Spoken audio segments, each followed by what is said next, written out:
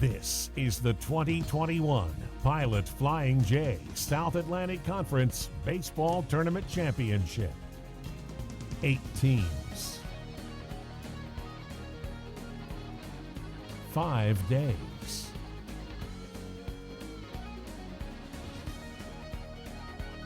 One champion.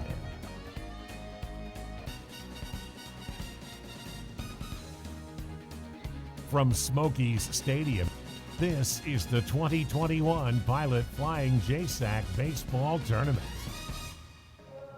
Hi again, everybody, and welcome back to Smokies Stadium, the middle game of our triple header. Getting ready for action and should be a fun one. The two closest teams proximity-wise of the 8-team field that has dwindled to 6 after last night's play-ins. Carson-Newman blanking Mars Hill 4-0 behind a complete game shutout effort from Braden Coe. Goes against the Tusculum Pioneers, and the Eagles don't make any changes to their lineup. The Eagles will start it off with the first team all-conference selection. At the top of the lineup, it will be Tyler Thompson at the top. Gunnar Ricketts, a couple doubles last night on a 2-for-4 day. Henry Jackson, Harrison Travis, Matt Parkinson, Zach Bose, Carpenter, Genter round out the lineup, and they'll go against Nick Flesher, who gets the ball from Coach Brandon Steele in this ball game. Flesher's making his 10th start of the season. He's 4-0 with a 5.29 ERA. The senior left-hander struck out 37 and walked 19 in 45 innings pitched, and he gets the ball to start things off. One game is already in the books. The top-seeded Catawba College Catawba Indians, a 12-0 win over Coker. We're ready to go in this contest. Flesher against Thompson. Thompson last night was 0-for-4. And left-hander pitches. Thompson swings at the first pitch and smokes it into right center. Trammell racing back, still going back. He can't get to it. It one-hops the fence. Thompson gliding to second base. He's in there with a leadoff double, the first pitch of the ball game. And Carson-Newman's off and rolling. Game official start time is 2:49 p.m. And Thompson, who had 6 hits in the series this season, April 11th and 12th, roasted one out to the gap in right center.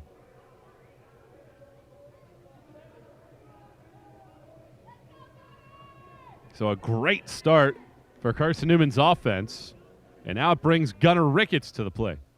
Ricketts, 5-game hitting streak intact. Lefty on lefty. Runner at second base in the first, and Ricketts squares to bunt. And he takes ball 1 downstairs. Defensively behind Flesher, Flood, Keener, Trammell left to right. Adderley, Ford, Martin, Hinton, third to first, and Wollenweber, the man behind the plate. 1 ball, no strikes here to Ricketts. He squared the first time, squares again this time, and pushes a good one, third base side. Adderley picks it, throws on the run across his body to first base to get the out, but it's a great bunt, working at 5-3 on the sacrifice, and getting Thompson over to third base. So in steps Henry Jackson. Jackson last night had 2 of Carson-Newman's 5 hits, drove in a run, and scored as well as the Eagles took down the Lions 4-0.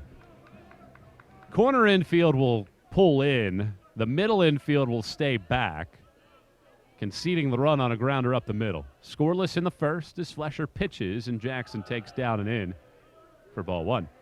Glad you're spending some time with us here on this Friday. Almost 3 o'clock here on the East Coast. Hope that the rest of your work week is closing out nicely, and you can get home shortly and enjoy the weekend.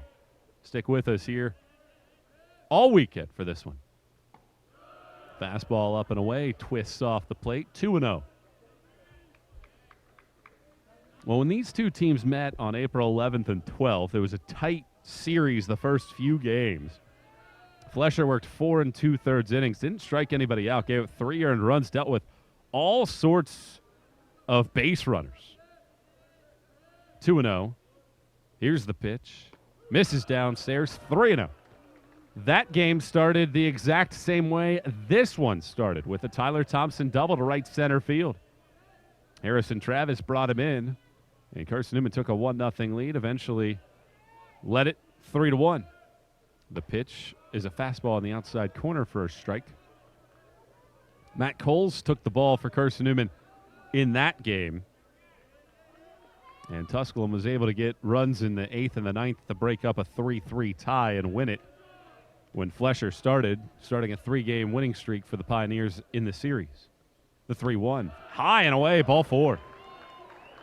And the Eagles have him at the corners with 1 out for Harrison Travis. Great start here for Carson-Newman's offense. And it's one of those interesting things with how this tournament plays out. Certainly the higher seeds, the 1 through 4s that get the bye into the double elimination, would seemingly have the advantage. But for Carson-Newman's lineup at the very least, you would think that being able to play last night, see live pitching, and be back here today, get into that routine, the advantage would trend towards those clubs.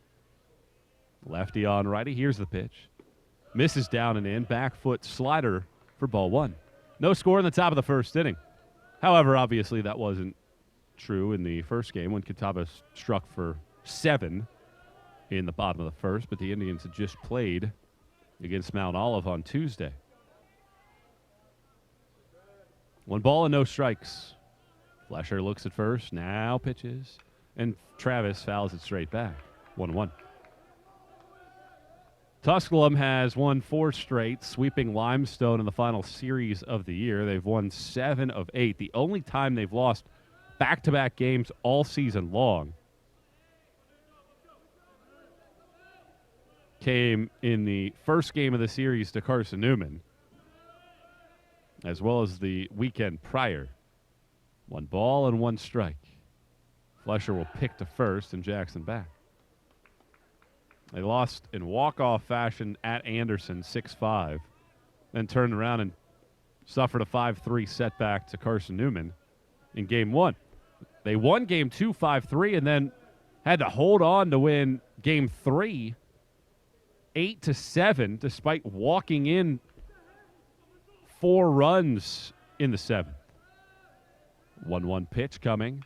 Travis fouls it back, and now he's in a 1-2 hole.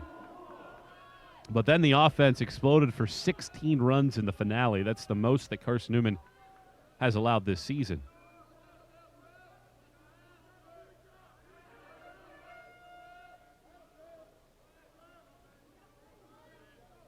Good showing of attendance here. Both sides, close trips. 1 ball and 2 strikes.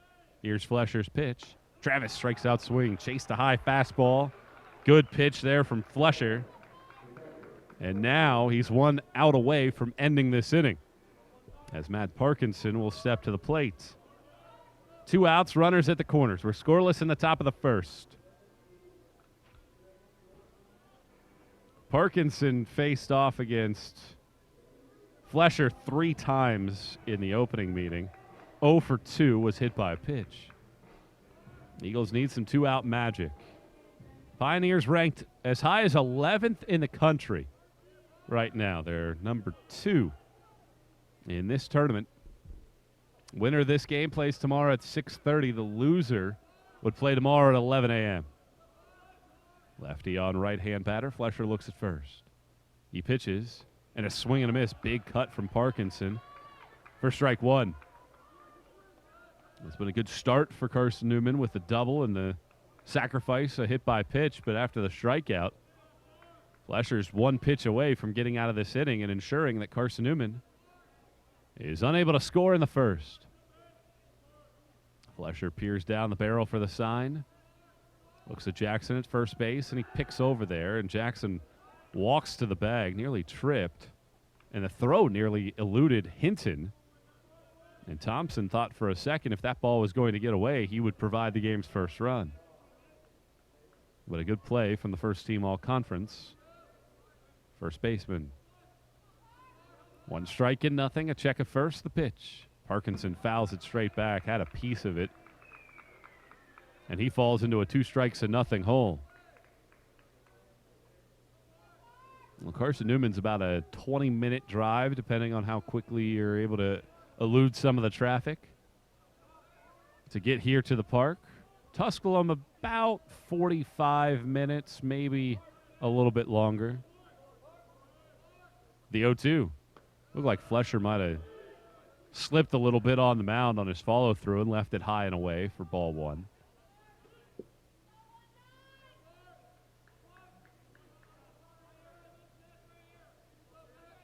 With runners at the corners, the count's at a ball and 2 strikes.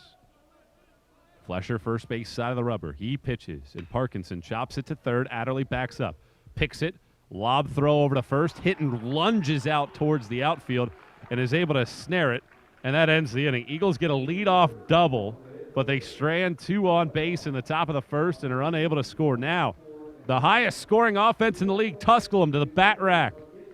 Scoreless after a half inning here on the Eagle Sports Network.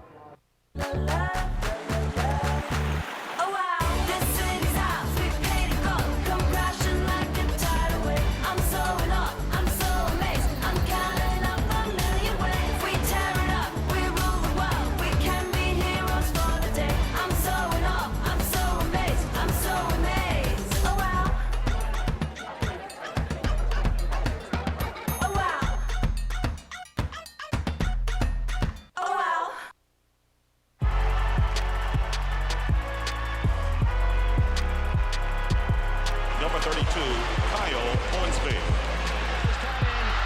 Inside the 30. Touchdown. Michaela Burgess. An incredible finish by Hall. The NCAA and its member schools offer nearly 500,000 college athletes a path to go pro in something other than sports. Learn more at ncaa.org/opportunity. Back to Smoky Stadium, where Matt Bradley will toe the rubber for Carson-Newman against this Tusculum lineup that leads the conference in scoring, is 11th in the country. Nearly 10 runs per game. They've scored double digits 18 times. And they have 3 consecutive all-conference picks right at the top with Martin, Ford, and Trammell. And Bradley will have his work cut out for him. 3rd career start in the SAC Baseball Championship's been a mixed bag. Complete game, 11 strikeout game as a freshman. Turned around as a sophomore and gave up 5 earned in 4 1/3 innings. And he gets the ball for Coach Tom Griffin to face off against Martin. Ready on lefty, and the first pitch is a fastball that misses up for ball 1. Martin was 5 for 17 against Carson-Newman in the April series. The 1-0 pitch hits the outside corner with a fastball for a strike. 1-1. Martin, an All-American,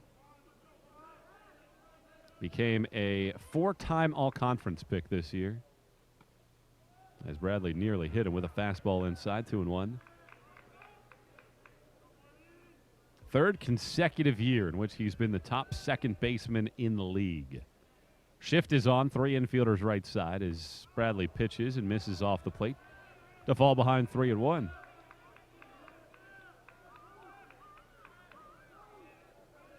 Overall, .350 hitter, 12 homers and 48 RBIs. The 3-1.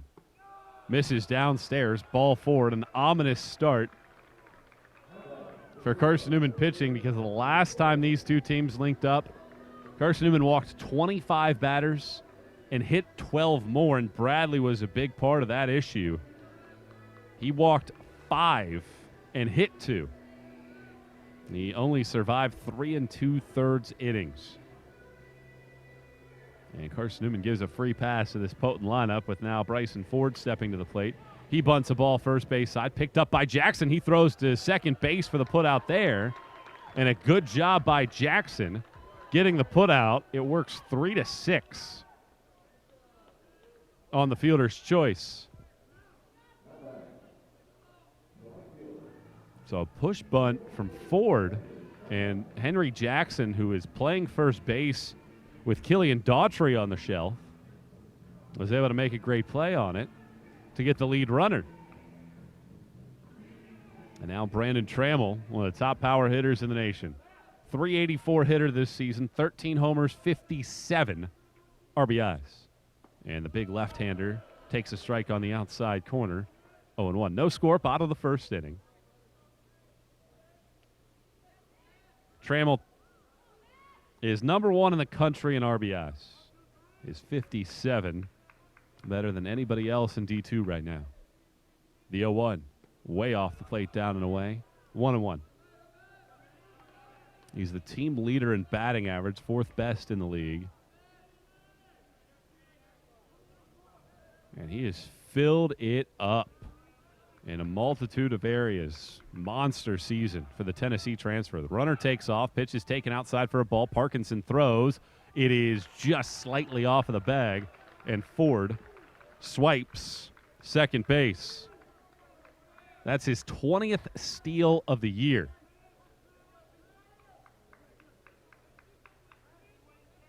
That ranks top 10 in the country. So rather than Carson-Newman feeling good about that last out, the runner is in scoring position nevertheless as Trammell flies this to left. Thompson starts back, now drifts in and makes the grab. Ford will tag and watch Thompson throw it to the cutoff man for the second out of the inning. So that's a big out.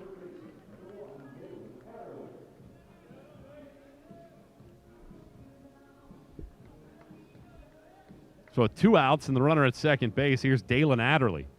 He was good against Carson-Newman, 4 hits and 10 at-bats. He was starting to work his way into the starting lineup that weekend and now finds himself in the cleanup spot. This is just his 19th start of the year, so less than half the team's games.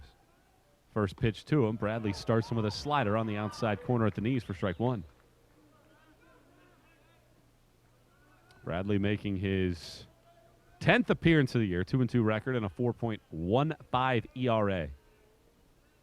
Righty pitches the 0-1, and Adderley flies it to right field. This ball's carrying pretty well. Ricketts hustling after it, still going back, and he watches it bounce over the fence for a ground rule double.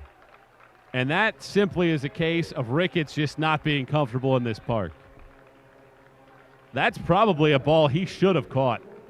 Instead, it's a ground rule double, and Tusculum takes a 1-0 lead.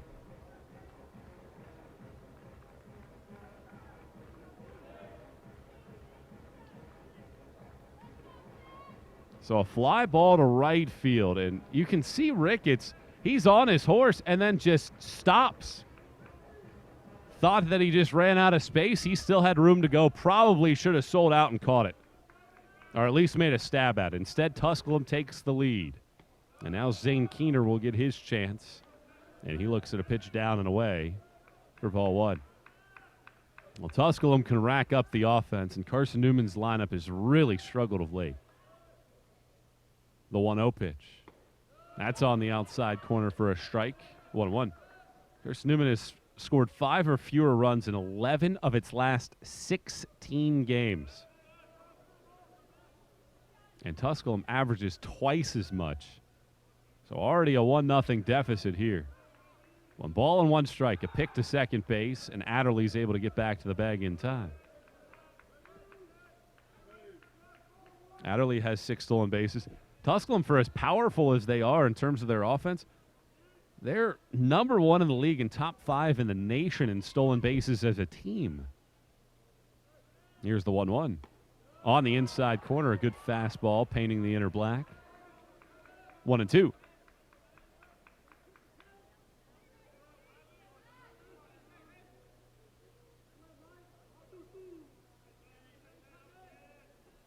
Bradley pitches, and a ground ball pulled to first base. Jackson will pick it up. He takes it to the bag himself, and that ends the inning, but not before Tusculum's able to take the lead on the RBI double from Adderley. And the second-seeded Pioneers with a 1-0 advantage after 1 here at Smoky Stadium on SAC Live.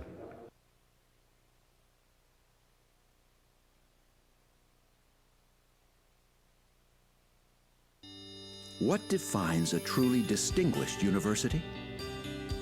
Visionary leadership, innovative teaching and learning, compelling evidence of success, a flexible learning environment. These are the traits that have made Anderson University one of 200 schools in the world to be chosen as an Apple School of Distinction. Anderson University, knowledge for the journey. You're right. That's a 5th floor problem. Okay. Not in my house.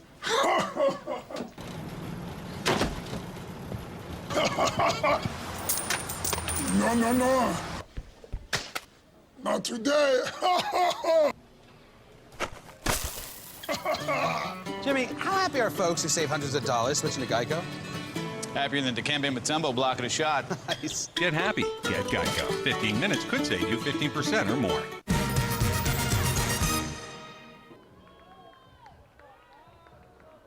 Nick Flesher with a run to work with after the 2-out RBI double from Dalen Adderley in the bottom of the first inning.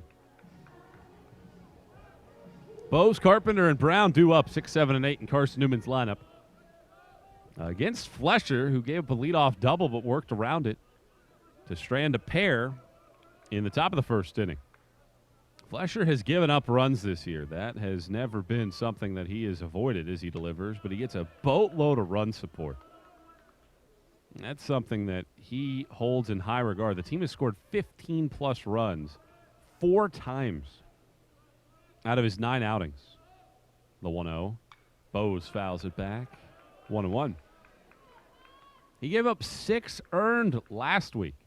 And you would think that's a lot of runs. Well, Tusculum put up 19 to beat Limestone 19-6. Here's the 1-1. Misses high and tight with a fastball. It's 2-1.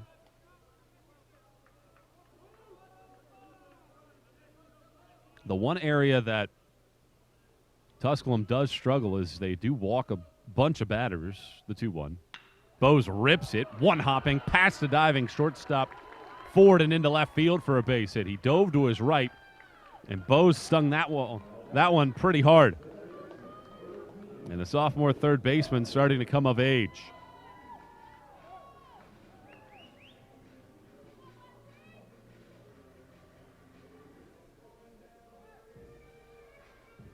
Second hit of the day for Carson-Newman. They have the leadoff man aboard for a second straight inning.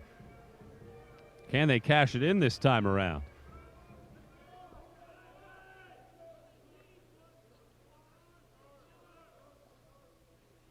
Andrew Carpenter at the plate. He squares the bunt. Had it come up and in and had to defensively stab at it and popped it foul over towards Carson-Newman's dugout. Carpenter, 256 hitter on the year.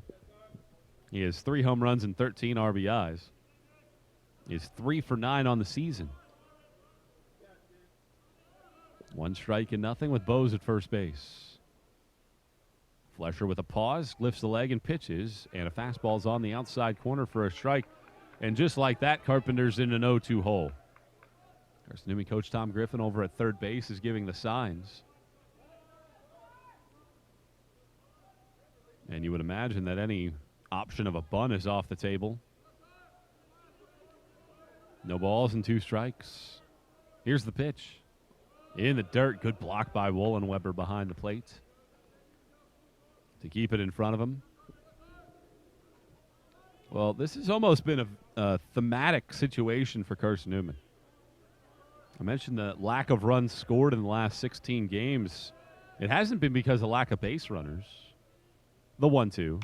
Carpenter hits one in the air to right center, but the center fielder, Keener, was heading over in that direction. He dove for it, but Trammell cuts him off, and it's the right fielder that eventually takes charge to make the catch and retire Carpenter. I mean, Keener was almost dead set in right center when the ball was pitched, and he went all the way over, and I was watching him race after it that I didn't even look at Trammell, and nonchalantly the right fielder hauls it in. First out of the inning, Bose retreats to first. And now Charlie Brown. 315 hitter on the year, couple homers, 13 driven in. He was just 2 for 10 against the Pioneers in the first meeting this year. Lefty raises the leg and fires and hits the outside corner of the fastball for a strike. Well, the winner of this game gets a good break. I don't have to be back here until 6:30 tomorrow evening to try to stay in the winner's bracket. Lefty with a long pause. Now a pick to first. While the loser has to turn around and play at 11 a.m. against Coker.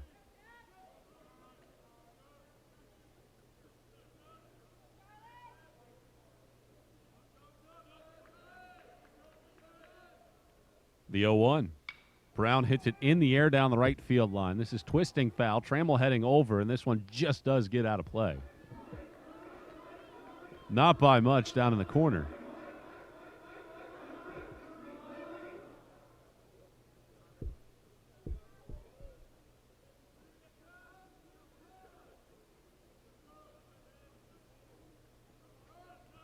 So no balls and 2 strikes to count with a runner at first base. Bose led off the inning with a single. Flesher has the sign as he glances at first and delivers. Misses upstairs, 1-2. Maybe a setup pitch there. Come with something off speed after that. Game time temperature today, 52 degrees. We thought we would be in the mid to upper 60s, but it's been chilly yet again. 1 ball and 2 strikes. Here's the pitch. Foul ball, just got a piece of it, did Brown. And the count holds at 1-2. Last night we dipped into the 40s after starting the day as high as 61. And this is the coolest that it has been in this conference championship since I've been here. The 1-2. Brown pulls it sharply through the left side of the infield for a base hit. Nearly the same spot where Bose put it, but Ford was playing closer up the middle. No chance at that one. 2 singles in the inning for Carson-Newman, and in steps the 9-hole batting Micah Genter.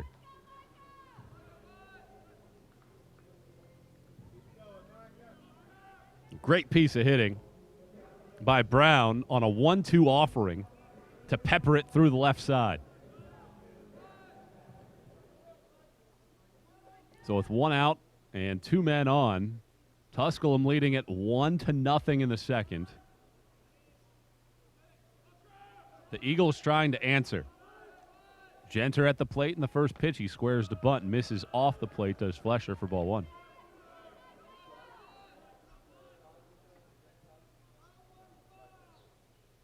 Tom Griffin giving the signs to the runners and Genter, while Tusculum gives the sign to their pitcher. Here's the 1-0. Genter bunts it foul high into the air, and it hits the top of the netting to the left. That's not something you typically see from Genter. He's one of the best bunters in the country. Can handle the bat extremely well. He's 4th in the nation in sacrifice bunts with 9 of them. And he's the 2nd toughest player to strike out in the league. The 1-1. Genter does get a bunt down. Third base side. It's picked up by Adderley. He tosses it to first base for the out. 5-3 on the sacrifice.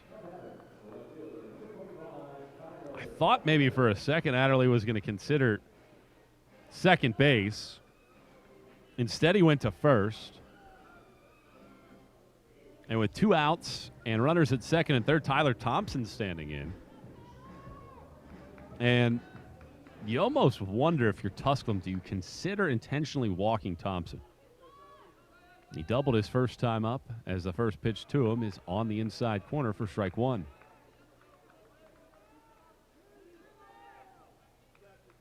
And the reason why I say that is because Thompson has now 7 hits and 16 at-bats against Tusculum this year. He's had 2 doubles against Flesher on the year. The 1-strike pitch.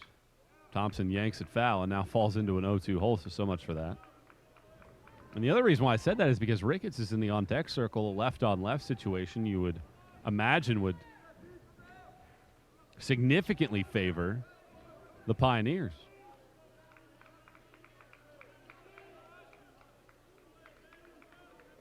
No balls and 2 strikes. The pitch. Thompson strikes out swinging on a pitch downstairs. And just like that, Carson-Newman unable to take advantage. Second punch out for Flesher. And Carson-Newman strands a pair in the inning. Carson-Newman has left now 4 on base in the game. And it's 1-0 Tusculum after an inning and a half. Dear college sports. There's light at the end of the tunnel. A return to normal and all we love about sports. You've instilled resilience, focus, and selflessness in us. We've put those lessons to work. We've found strength and unity in each other. You continue to take us places we never imagined. You bring out the best in us. So when we look forward, we see the light at the end of the tunnel. We see a better world for all of us and for college sports.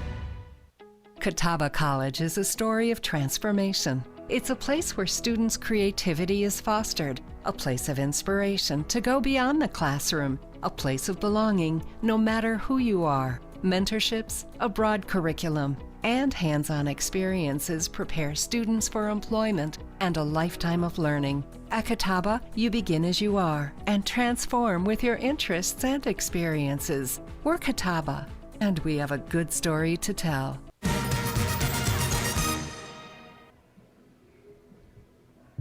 Carson-Newman has missed opportunities, leaving 2 men on base in each the first and the second innings. Getting leadoff hits in both frames and being unable to score. So now, Matt Bradley back to work against Fuzzy Furr. And the right-hander pitches, and Furr takes strike 1 right down the middle on a slider. Furr had a rough series, 1 for 12 against Carson-Newman, as he swings and fouls it off of first base and falls into an 0-2 hole.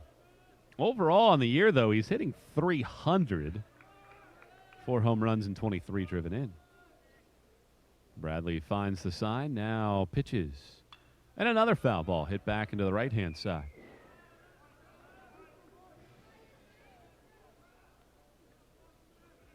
One of the interesting things that happens for these play-in teams that eventually get here, the 0-2 misses down and away, 1-2. I don't want to say that they take their foot off the gas, but you accomplish what you do on day 1, the 1-0, knowing that it's a win-or-go-home situation on a foul ball back from Furr. And then you come back and you know that you have some room to work with. 1 ball and 2 strikes the pitch. Bounces downstairs, 2-2. And like we talked about during the Coker game, you play late and you have to flip around and quickly get to the ballpark. The only advantage of playing the first game of the day is you know that's your start time. The 2-2. Fastball misses off the plate, 3-2. 1-0 Tusculum here in the bottom of the second. Whereas when you play in the middle of the day, sometimes you got to wait around for that first or second game to finish. Here's the payoff pitch, and it's a foul ball. Furr got a piece and ricocheted off of Parkinson's helmet.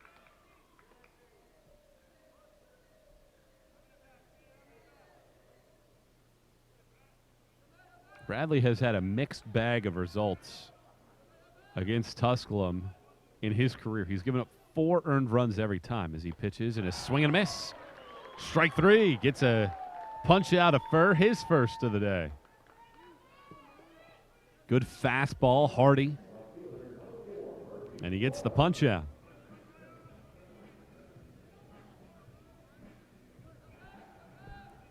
So with 1 out and nobody on, Murphy Flood stands in, and the right-hand batter takes ball 1 on a fastball inside. Flood, .341 hitter on the year. He's jacked 3 Johnsons and driven in 27. The 1-0. High fly ball hit down the right field line. Ricketts gives chase after this one, but this is well out of play.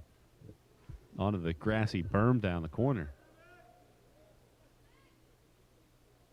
Well, what makes it interesting here at this facility, you have fairly good sight lines, and you really don't have to worry about the sun until late in the day, because by the time you start, the sun is behind us to the south. The 1-1 pitch. Hard hit smash, a one-hop backhanded pick by Genter. High throw, leaning and lunging to his left, the first baseman. Henry Jackson towards home. He snatches it out of the air for the out. Good overall play there by Carson-Newman's defense. It was a hot smash out to short. It bounced on the dirt just to the right of the body of Micah Genter, and he turns it over to first base for the out. And with 2 outs and nobody on, here's Trey Hinton, the first-team all-conference pick. Left-handed hitter takes off the plate away for ball 1. Hinton, .364 on the year, just 13 RBIs. The 1-0 misses down and away, 2-0. And you have to think a lot of that is simply because of where he hits in the lineup, and everybody else in front of him has already done the damage. 2 balls and no strikes. Here's the pitch from Bradley. Hinton lets one slide through the zone at the knees for a strike, 2-1.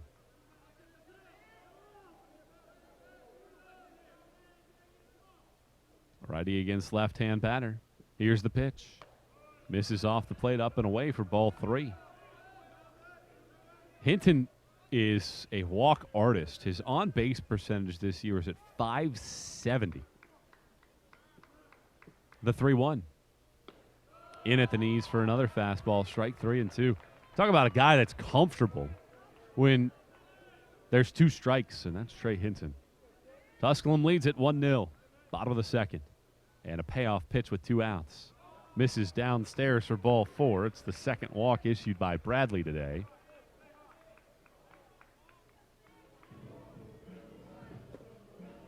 And with 2 outs, a base runner to bring Chase Wollenweber to the plate. Wollenweber in at .281 on the year. Home run 32 driven in. He's 4 for 11 against Carson-Newman this year. With 2 outs and the runner at first base, Bradley from the stretch. He pitches. And he just missed high and tight for ball 1. Bradley looking to buckle down.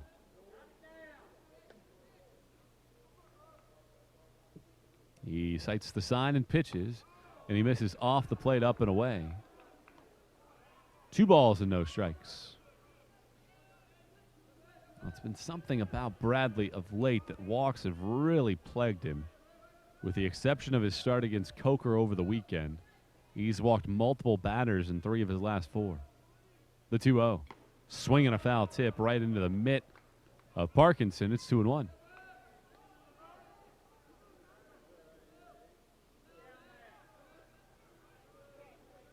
Threw 102 pitches over 6 innings against Coker on Saturday. The 2-1. Swing and a miss. Another fastball beats Wollenweber. Count evens at 2 balls and 2 strikes. Well, temperatures continue to rise, but a lot of the fans here either have blankets or their heavy-duty coats out. Certainly chilly once you get towards field level. The 2-2 pitch.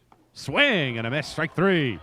Bradley battles back after the 2-out walk. He punches out a pair in the inning, and we're through 2 complete. It's the second seeded Pioneers ahead 1-0 here on SAC Live.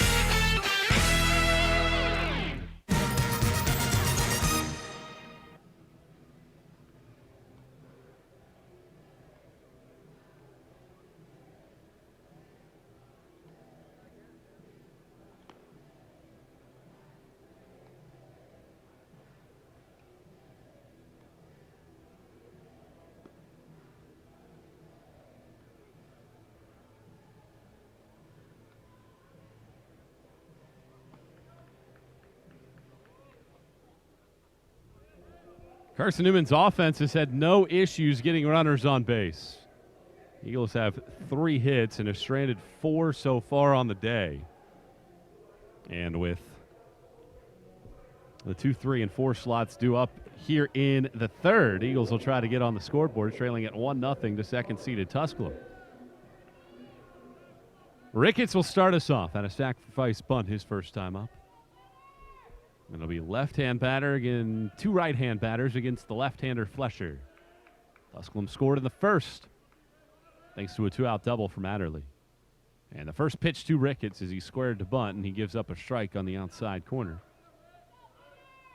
Carson-Newman already out hitting Tusculum 3-1. The Eagles have had a few games this year in which they've left a dozen or more on base, and they're trending in that direction. The 0-1. Misses off the plate, down and away. A ball and a strike. Our umpiring crew today, Lindy Hall behind the plate, Ned Timmerman at first, Bobby Dunnigan at second, and Frank Barlow at third. 1 ball and 1 strike. Here's the pitch. Ricketts hits one high in the air to left. Starting back and now coming in is Flood over towards the line, and he's there to pull it down on a slight jog. We saw earlier today, Catawba hit some hard baseballs, but it's not flying here at the park today. Winds are at 5 miles per hour. The flags are pretty stiff, angling towards the right field corner right now. So with 1 out, nobody on, here's Henry Jackson. 11th ranked Tusculum, leading Carson-Newman. And left-hander pitches, and there's a fastball that pumps right down the middle for a strike. Jackson was hit by a pitch in the first.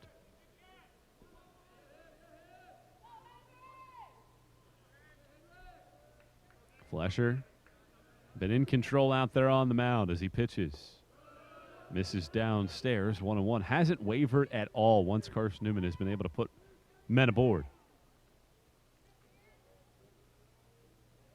Love the uniform look here for Tusculum. The all-white with the vests, the 1-1. Jackson rips one to center field. It's into the glove after 2 bounces of Keener for a base hit.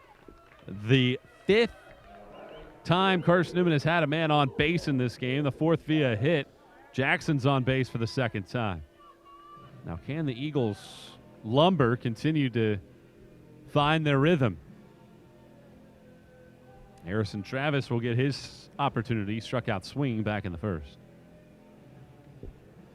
Another sophomore, back-to-back sophomores stepping to the plate for Coach Tom Griffin's crew. 3 of those sophomores in the lineup today. Flesher pitches, and Travis takes right at the knees on a fastball for a strike.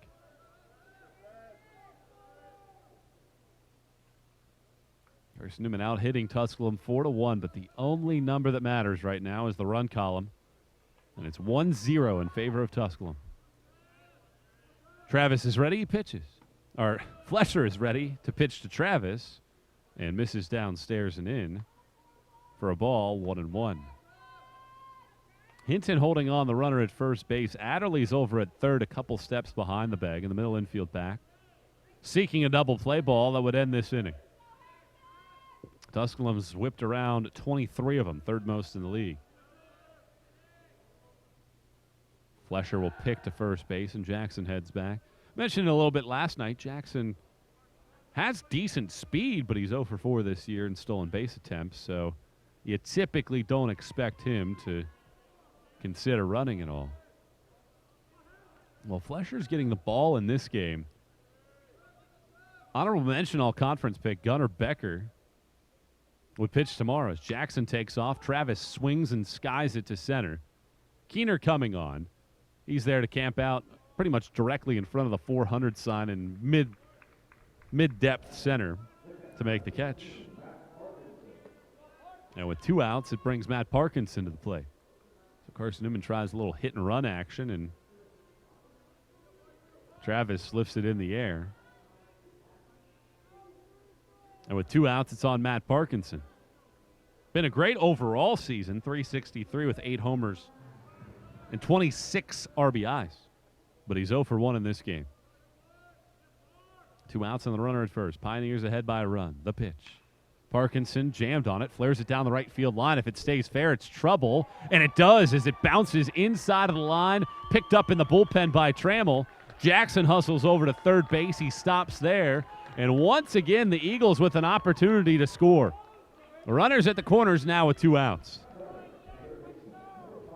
Well, Jackson just could not quite run fast enough, and because Trammell picked it up cleanly, ensures that Jackson can't go any further. Parkinson hit it high in the air. Trammell got a great jump after it, and it just hit inside the white chalk down the line. And Trammell, who has a great arm at 6'5", the son of a former big leaguer, was able to get it back in. And with 2 outs and runners at the corners, here we go again with Carson-Newman. They've left 4 on base already, 2 in each inning. Down 1-0, 2 outs in the third. Flesher pitches, and Bose takes strike 1 on a whipping, saucering slider that clips the knees over the heart of the plate. Jackson at third base. Flesher's only thrown 5 wild pitches this year. Runners at the corners, 2 outs, the 0-1. Bose yanks it into left field. That's a base hit, and we have a tie ball game. Parkinson will stop at second base. Jackson in to score. A 2-out piece of hitting by the sophomore. And we're tied at 1 here in the third.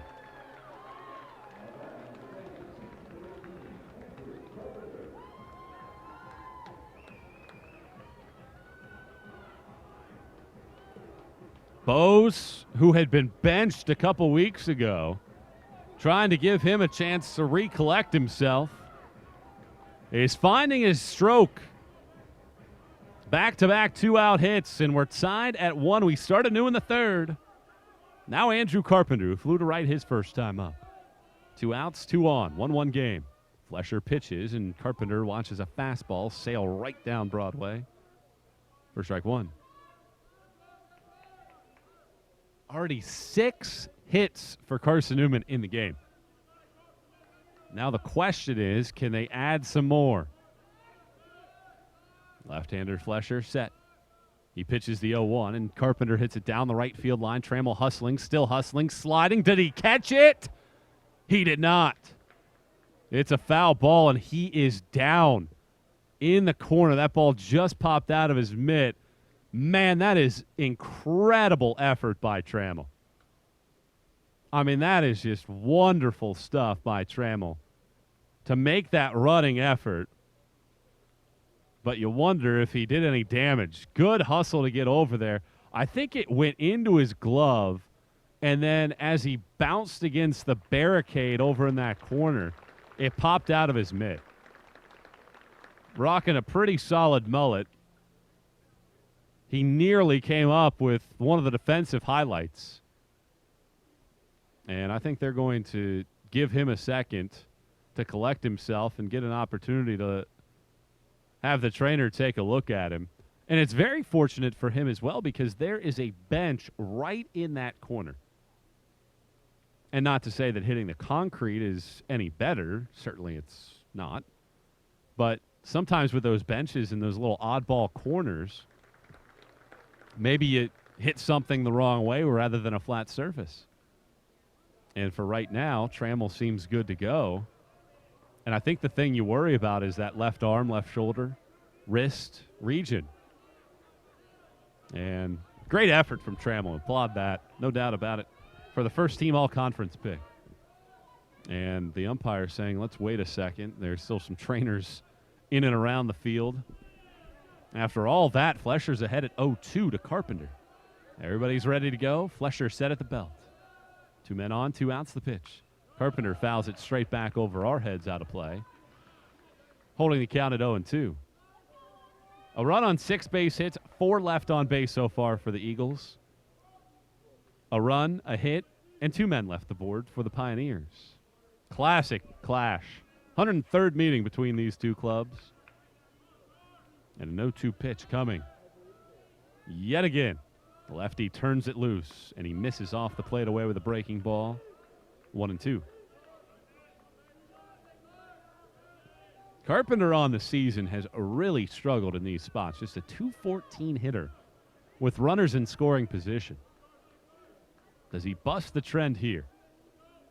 1-2 the count. Flesher pauses. Now pitches, and he misses off the plate up and away. 2-2.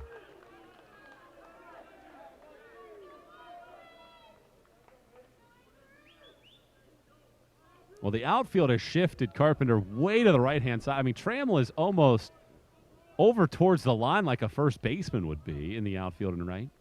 And the center fielder, Keener's way over towards right center.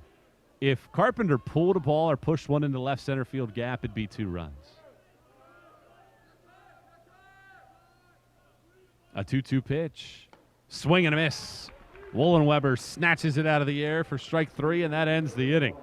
Third punch out for the left-hander Flesher, but Carson-Newman's able to get on the board. The 2-out single from Zach Bose as the Eagles and Pioneers all level through 2.5 here on SAC Live.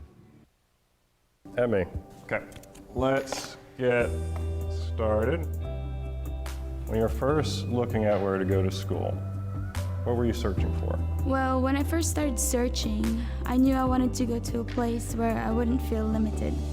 Where I wouldn't just grow as an athlete, but I'd also learn everything that I needed to know to launch my own business. Somewhere that would truly prepare me for the real world, for what I was going to do next. Where I could grow as an artist and develop my craft. I wanted to go to a place where I wouldn't be just another number, a place where people really knew me. Where over time, I would become a leader. Somewhere that would show me all that I can be. Somewhere that believed in me. Somewhere that after I left, I would be proud of the person that I became. And I found that place at Coker.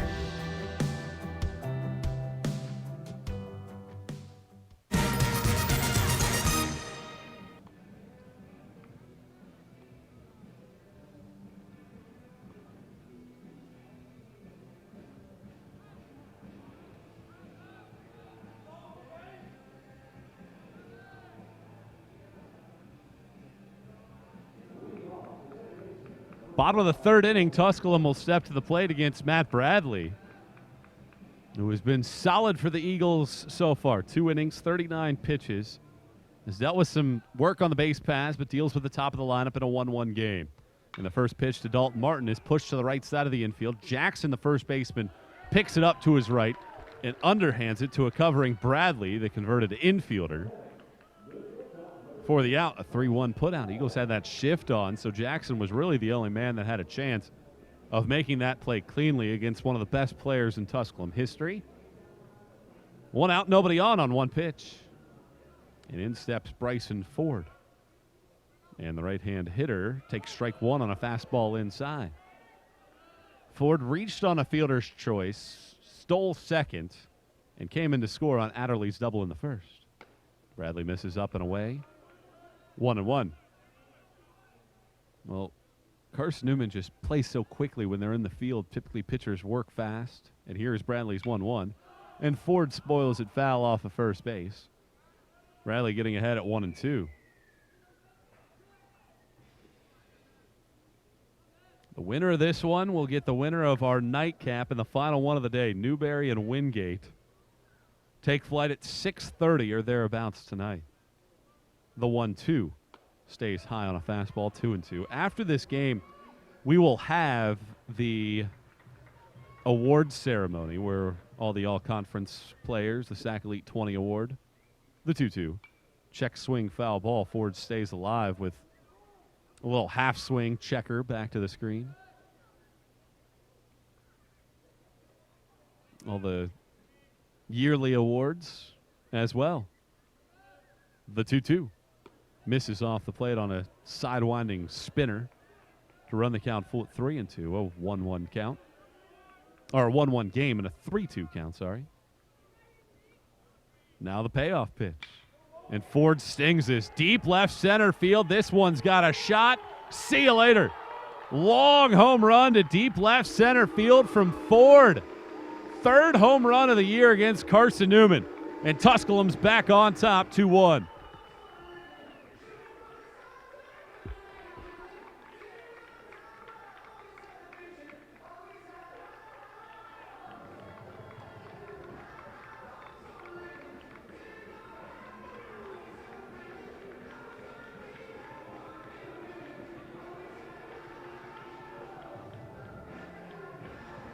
Ford has 5 hits against Carson-Newman this year. 3 have left the ballpark. And now Brandon Trammell stands in, and the big left-hand hitter takes downstairs for ball 1. So just like that, Tusculum right back on top and one of the top power hitting clubs in the country. Team home run number 54. The 1-0 to Trammell. And he hits one way up into the air. Shallow left field. Bose is out. Let's see who calls it off. It's Bose backpedaling. He leans backwards, and he's there to make the catch. Quite eventful, but a good play by Bose. Since Carson-Newman had that shift on, in which 3 infielders were on the right side, Bose was playing where the shortstop would normally play. And Genter almost called him off, but Bose backpedaled, had to lunge backwards and make the play. And Thompson's playing so deep, never had a chance. And in steps the right-handed hitting Dalen Adderley, and he takes a big cut on the first offering and fouls it back. 1 strike and nothing. Ford's home run has Tusculum on top. And Bradley into his motion, the 0-1. This is downstairs and a ball and a strike. Well, Tusculum hit 6 home runs against Carson-Newman pitching earlier in the year. The 1-1 pitch bounces in the dirt and skips away, 2-1. And that's what this offense is just capable of doing, and what you have to do as a pitching staff is limit it to solo jacks. The 2-1. Check swing from Adderley. They appeal to first. Ned Timmerman says he did not go. Now 3-1. Well, certainly if you're Carson-Newman right now, unless Tusculum pulls away, you're going to be kicking yourself for what you were not able to do in the first 3 innings. Adderley pulls this ball into the gap in left center. Brown on his horse. He's able to track it down in the alleyway to retire the hard-hitting third baseman for Tusculum, Dalen Adderley. But the Pioneers take the lead right back. The solo home run from Ford makes it a 2-1 Tusculum lead after 3 here on SAC Live. In NCAA Division II, student athletes leave a lasting impression on their communities. That's because Division II student athletes want to make a difference and truly be part of their surrounding communities. Through community engagement, thousands of student athletes from various backgrounds interact with community members who view them as role models. This interaction leaves a positive and perhaps even life-changing impression on all those involved. In Division II, we rise to the opportunity and make community engagement ours. Tasha, did you know Geico could save you hundreds on car insurance and a whole lot more? So what are you waiting for? Hip-hop group tag team to help you plan dessert? Fresh vanilla, rocky road, chocolate peanut butter cookie dough. Scoop, there it is. Scoop, there it is. Scoop, there it is. Scoop, there it is. Scoop, shakalaka, shakalaka, shakalaka, shaka. Scoop, shakalaka, shakalaka, shakalaka. Geico. Switch today and see all the ways you could save.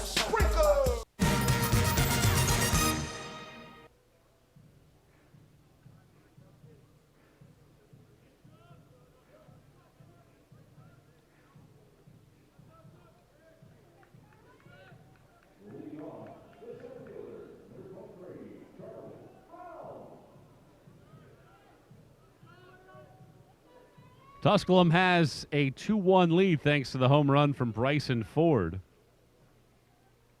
in the bottom of the 3rd inning. A solo blast breaks a 1-1 tie. Now Charlie Brown will start us off. He had a single his first time up. Flesher, the left-hander, on the mound, and has dealt with all sorts of traffic, but has given up just 1 run as Brown hits one in the hole at short. Bobbled by Ford, recovers, throws to first base. It's in time. And I think we might want to take another glance at this one.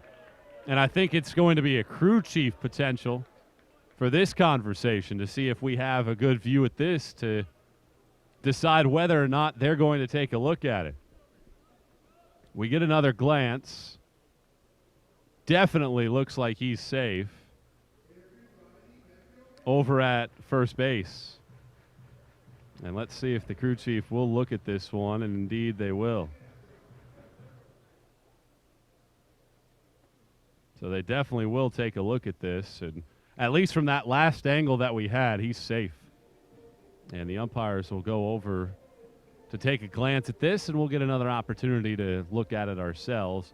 Brown able to lunge out at the last second to see if they had that.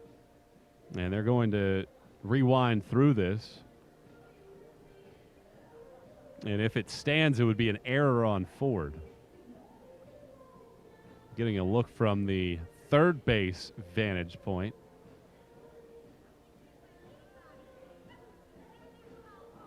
Certainly looks like the foot's on there, and you can see, if you're watching with us, Jake Starkey, the first base coach, saying indeed he was safe. And it's always funny, too, when you get these replay reviews. Every umpire that's here will run into the room to take a look at it. Everybody will get a glance at it. And now we take a look at the first base angle. This is probably your best angle because you get a chance to see exactly when Brown's foot hits the bag and when the ball goes into the glove of Hinton, and it is a bang-bang play. And we saw yesterday the very first play of the tournament was similar to this, and it went Carson-Newman's way on an overrule. There's the foot on the bag. The ball is not in the glove of the first baseman, Hinton, yet. So should be safe at first base. And the umpire indeed has that agreement, takes his headset off. He walks back towards the field and indeed makes the safe call. And that'll be an E6 on Ford. And Carson-Newman has the leadoff man aboard for the third time in 4 innings. Really good job by our crew, as they have done all weekend long. The capabilities that we have here to run those replays.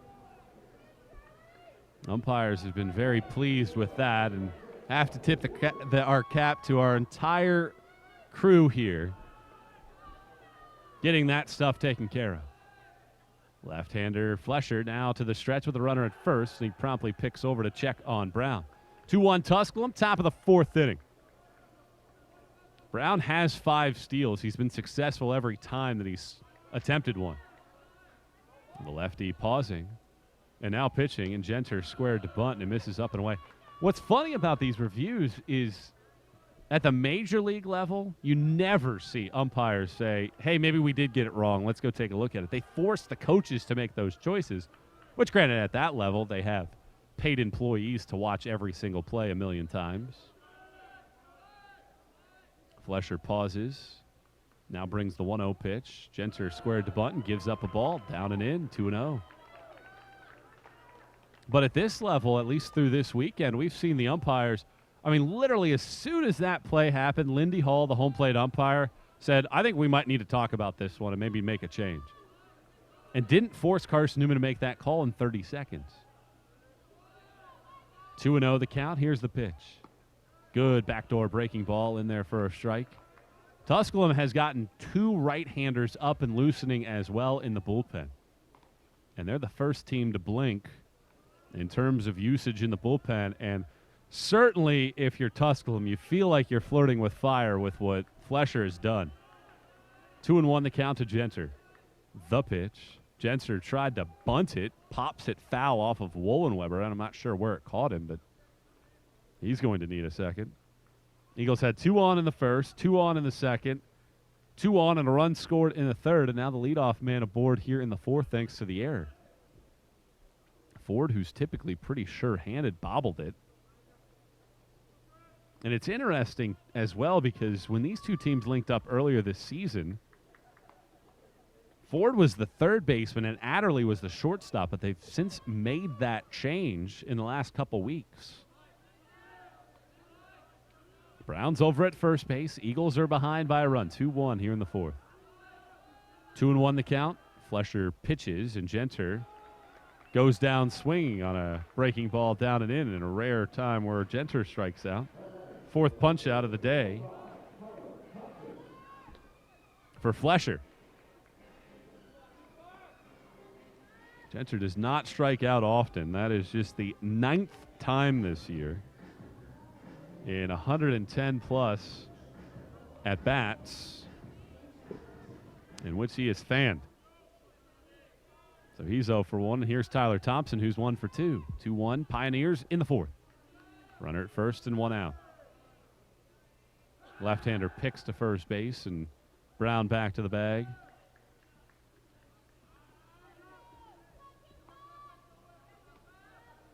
Outfield now straight away and deep.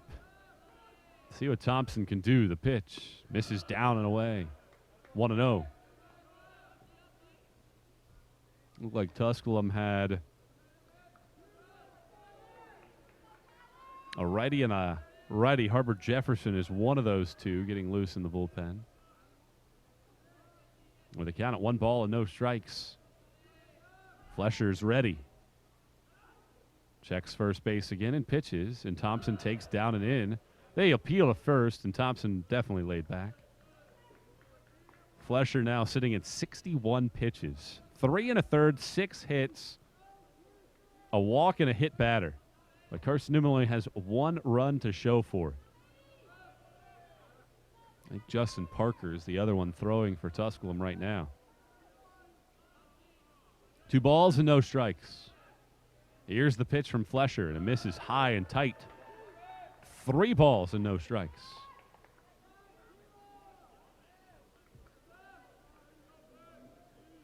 Flesher has walked multiple batters in every start but his last one. 3-0 pitch now on the way, and that's right down Broadway for a strike.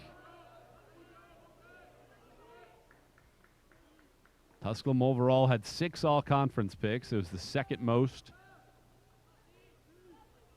in the league behind Catawba. Indians had 10. 3-1 the count. 1 out, 1 on the pitch. Thompson pulls it outside of the third base bag and down towards the corner. Foul. Not by much. It was hugging that line. Your only hope was that it was going to hop over the bag. And the umpire would say that it stayed fair long enough, but Thompson slightly out in front of it. Otherwise, that ball potentially could have tied this game up if Brown could have gotten on his horse. 2-1, Tusculum on top in the 4th. 1 on, 1 out. And a payoff pitch to Thompson. He swings and ropes it to left field, right in the line, however, of Flood, who leans down to snare it and retire Thompson. And just like that, after the leadoff error, a strikeout and a hard line out. And Carson-Newman's scoring threat in the 4th is down to Gunnar Ricketts. 0 for 1 with a sac bunt on the day. Pioneers with a run in the 1st, answering a Carson-Newman run in the top of the 3rd with a Ford home run in the bottom half. Lefty on, left-hand batter, a check of first base. Now the pitch. Ricketts swings and fouls it off for strike 1. In and out of the mitt of the catcher, Wollenweber. Tusculum, a very good, typically defensive team, 4th in the conference with a .967 fielding percentage. Left-hand pitcher works from the stretch. Brown standing at first base still. Now he takes off. Ricketts swings and hits it in the air. This will stay in the park. Adderley, the third baseman, into foul ground, right near the coach's box, makes the catch, and that ends the inning. So a leadoff base runner again is spoiled by Carson-Newman. And the Eagles unable to get anything across, and they've left 7 on base now in the game. And through 3.5, it's Tusculum leading Carson-Newman 2-1.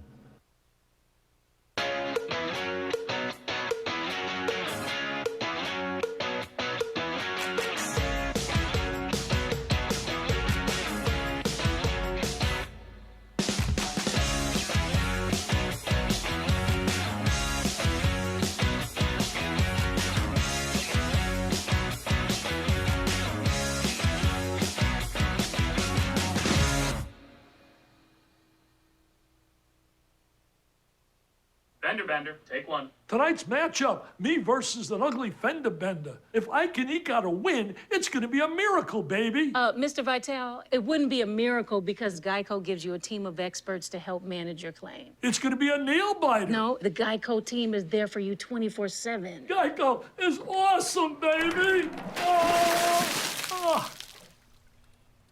Too much? I think we got it. Yeah. Thanks. Thank you. Yeah. Geico. Great service without all the drama.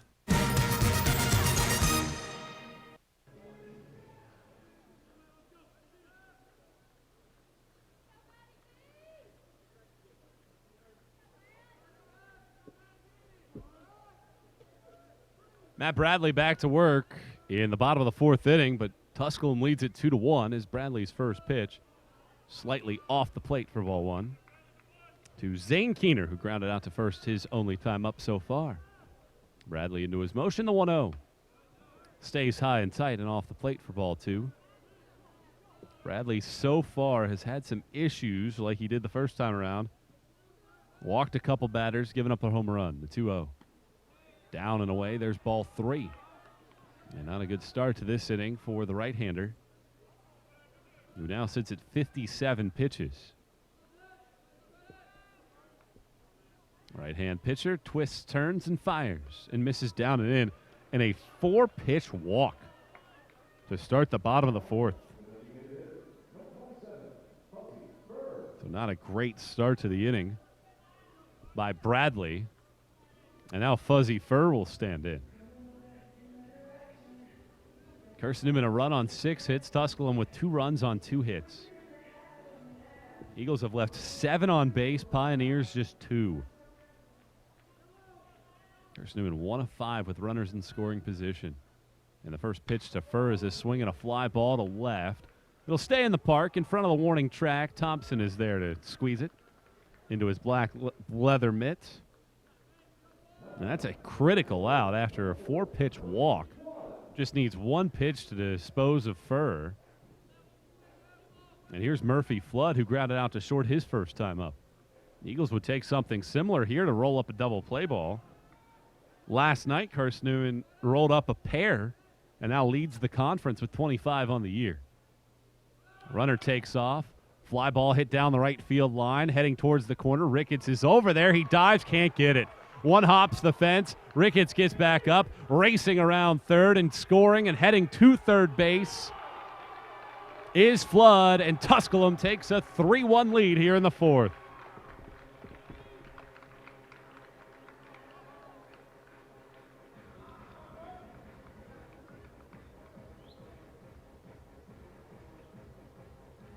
Very, very difficult play for Ricketts, hustling into the corner.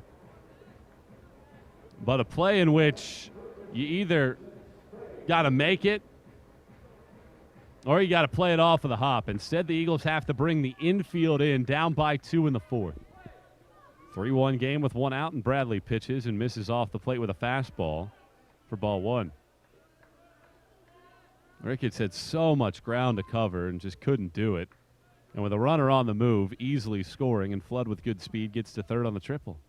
And now Hinton ropes one to right field. Ricketts hustling over. He's going to make the catch, but the run's going to score. Tagging and coming in is Flood. Tusculum scored twice in the fourth, and the Pioneers lead it 4-1.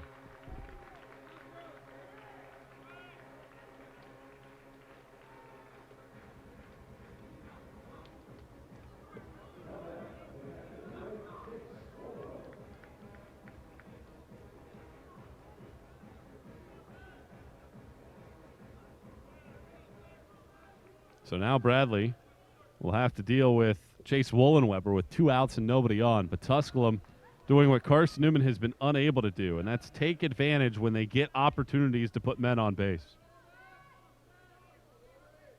Righty against righty. Wollenweber fouls it back. Counts even at a ball and a strike.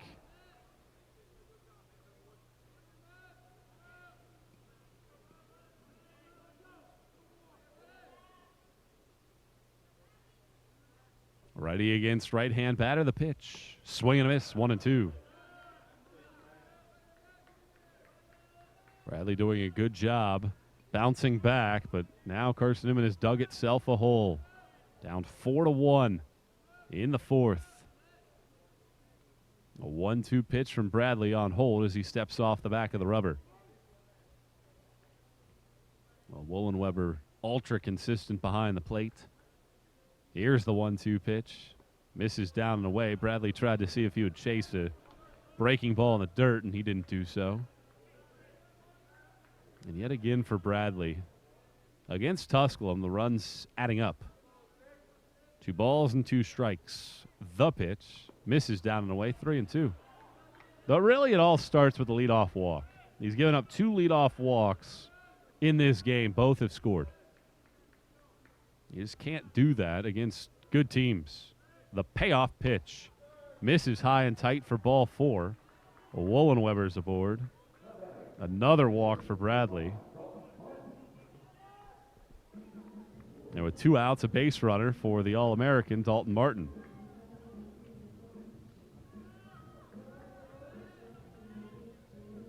Last night, Braden Coe only walked 1 batter all game.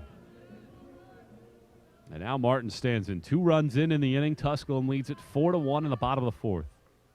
And a pick throw over to first base sends Wollenweber back.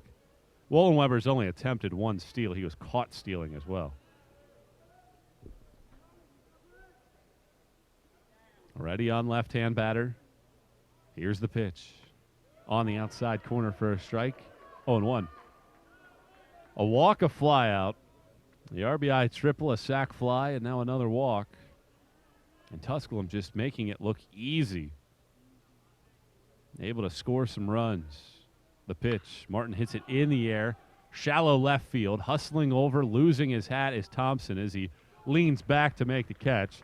And that retires the side in the inning. But Tusculum adds 2 more.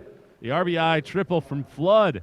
And the Pioneers have opened up a 4-1 lead after 4 here in the SAC Baseball Championships on SAC Live.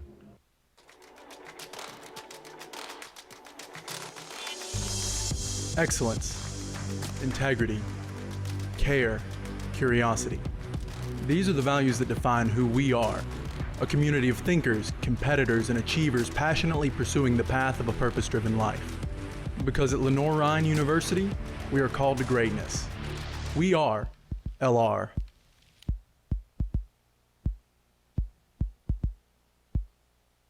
Being a champion takes more than talent, more than the perfect pass, more than using your head.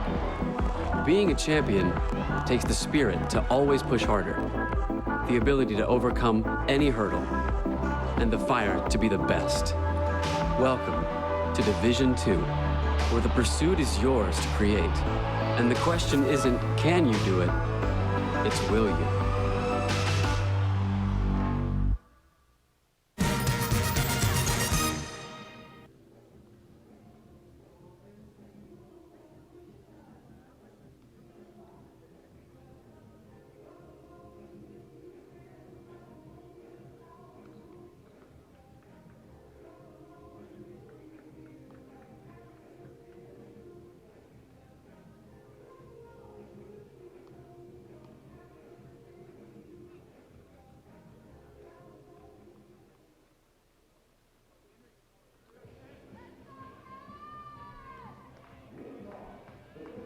Carson-Newman hasn't had any issues getting men on base, but they've stranded 7. And the number 5 seed trails second-seeded Tusculum 4-1 as the Eagles step to the plate here in the top of the 5th inning. Henry Jackson will start us off against the southpaw Nick Flesher, who has just battled through this thing. 6 hits allowed, but only the 1 run. He's thrown 67 pitches, and the bullpen has been up for the last inning plus. Lefty against righty, the pitch. And a good backdoor slider hits the outside corner against the right-hand hitter for strike 1. Carson-Newman doubling up Tusculum in the hit column, 6-3. The 0-1. Line drive, sinking into left center field, hustling on Keener, still coming on. He dives! He makes the catch! Great play from Keener in the alleyway to rob Jackson of extra bases.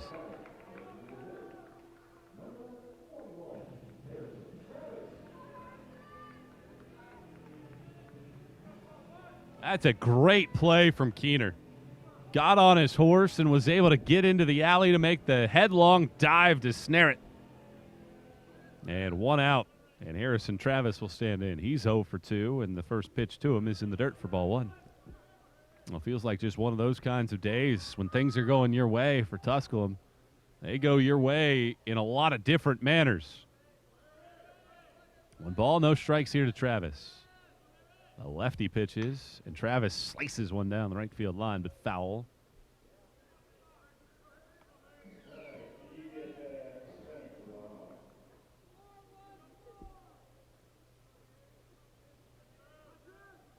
So with the count at 1 ball and 1 strike. The left-hander will work here to Travis. The pitch. That's on the outside, or inside corner, rather. For a strike. 1-2. Flesher been in control so far in this game as he kicks and fires and bounces one in the dirt for a ball. Flesher will get a new baseball from the home plate umpire. And he has been super solid so far as the left-hander awaits the home plate umpire, Lindy Hall, to wipe off home plate, getting a chance to reset.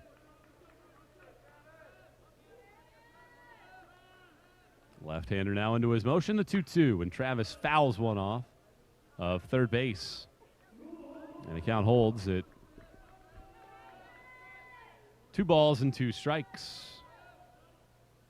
Well, for Carson-Newman, you kind of have to smile and say, all right, here we go. See if they can get back in this one.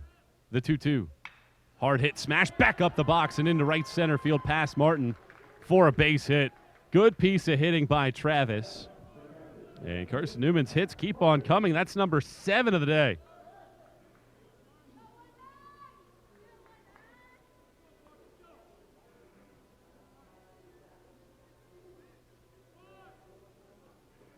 So let's see if Carson-Newman can take advantage of this now with Matt Parkinson stepping to the plate. And Harrison Travis over at first base. Eagles behind 4-1 here in the top of the 5th inning.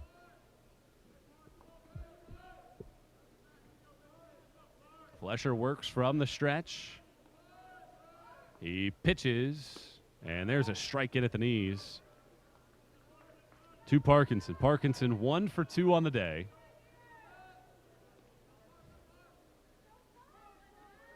And Travis over at first base. Left-hander Flesher setting things up. He comes to a pause. Looks over at Travis. Now pitches. And it misses inside for a ball.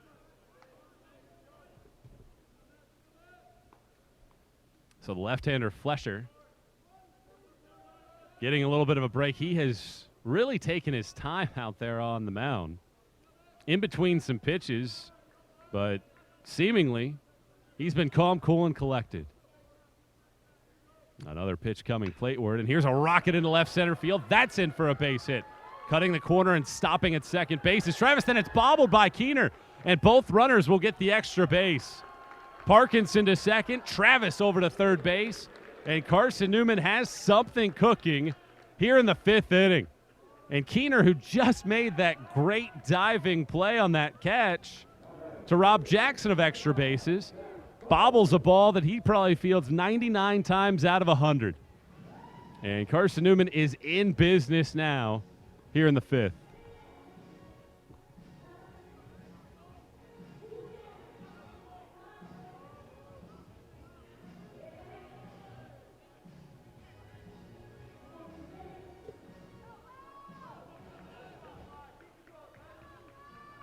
So give it a single and then an error. And here's Zach Bose, who has hit the ball hard twice today. 2 singles and an RBI. And the first pitch to him hits the outside corner for a called strike. Bose has pulled the ball sharply both times into left field. And with 1 out, Carson-Newman can get right back into this game, down 4-1 in the 5th. The left-hander Flesher is ready. He pitches, and he misses down and in, 1-1. Well, the door has been opened so many times for Carson-Newman. Can they finally seize control of one of these chances and scratch across more than just a run? 1 ball, 1 strike, the pitch. Bose swings and hits one high in the air, down the left field line. Flood giving chase. He's into foul ground to make the catch. Travis is tagging. He's hustling home. The throw is way offline. Travis scores, and because there is no cutoff, Parkinson's over to third, and Carson-Newman's within 2. Now a 4-2 game in the 5th.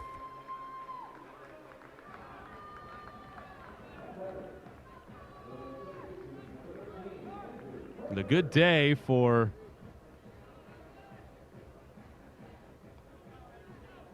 Bose continues. And surprised that Flood didn't try to hit a cutoff man. Now a wild pitch, a balk. There's a lot of ways for a runner to score from third base. But 2 outs for Carpenter, who's 0 for 2. He swings and laces one to left field, though. Drops it in for a base hit. Parkinson steps on home. Carpenter has a base hit with 2 outs. Carson-Newman scored twice. And it's a 1-run game here in the 5th. 4-3, Tusculum's edge has been trimmed to 1.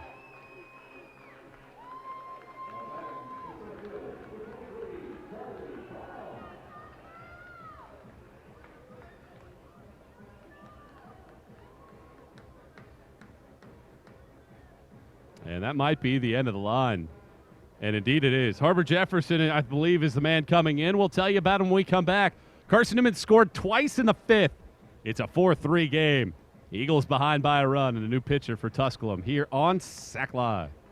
In NCAA Division II, community engagement is an initiative at all 25 national championships because student athletes want to give back while competing for a national title. Over the course of the year, Division II student athletes have an opportunity to leave a lasting impression in local communities throughout the country. Whether Division II student athletes are volunteering at hospitals, schools, after-school care programs, foster homes, or retirement villages, they make a difference in the lives of others. In Division II, we rise to the opportunity and make community engagement ours. 7 years ago, our fathers brought forth... It was Mr. Hines who made me want to become a teacher. And then I said, that's one small step for man, one giant leap! And that's why we don't try this at home. Any questions? He inspired me. But it was LMU that helped me turn that dream into a reality. 7 years ago, our fathers brought forth on this continent.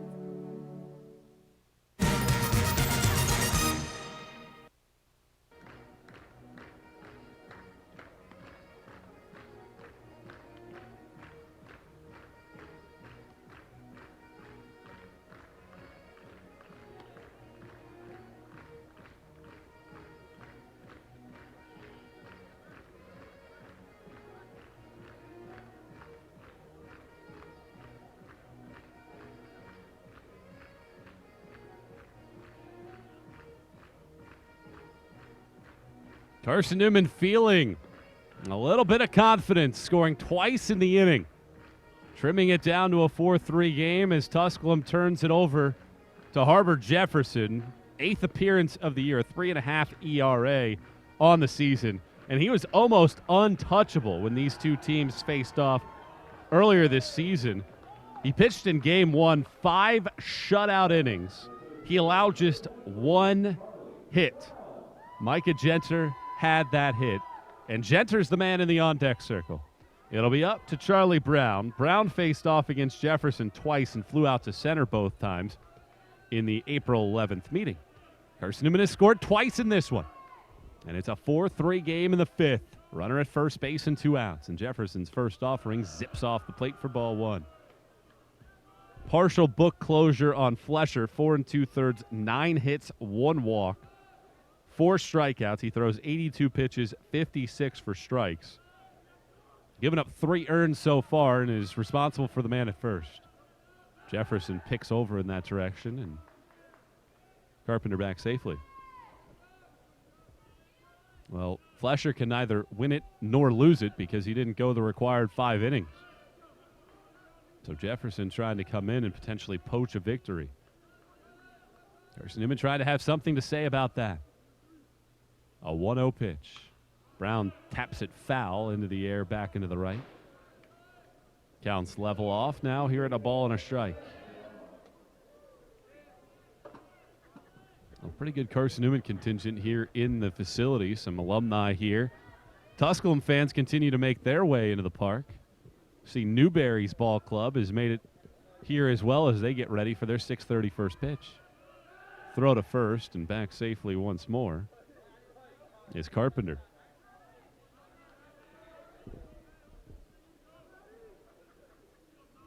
One ball and 1 strike. Jefferson pitches, and that misses inside. 2-1.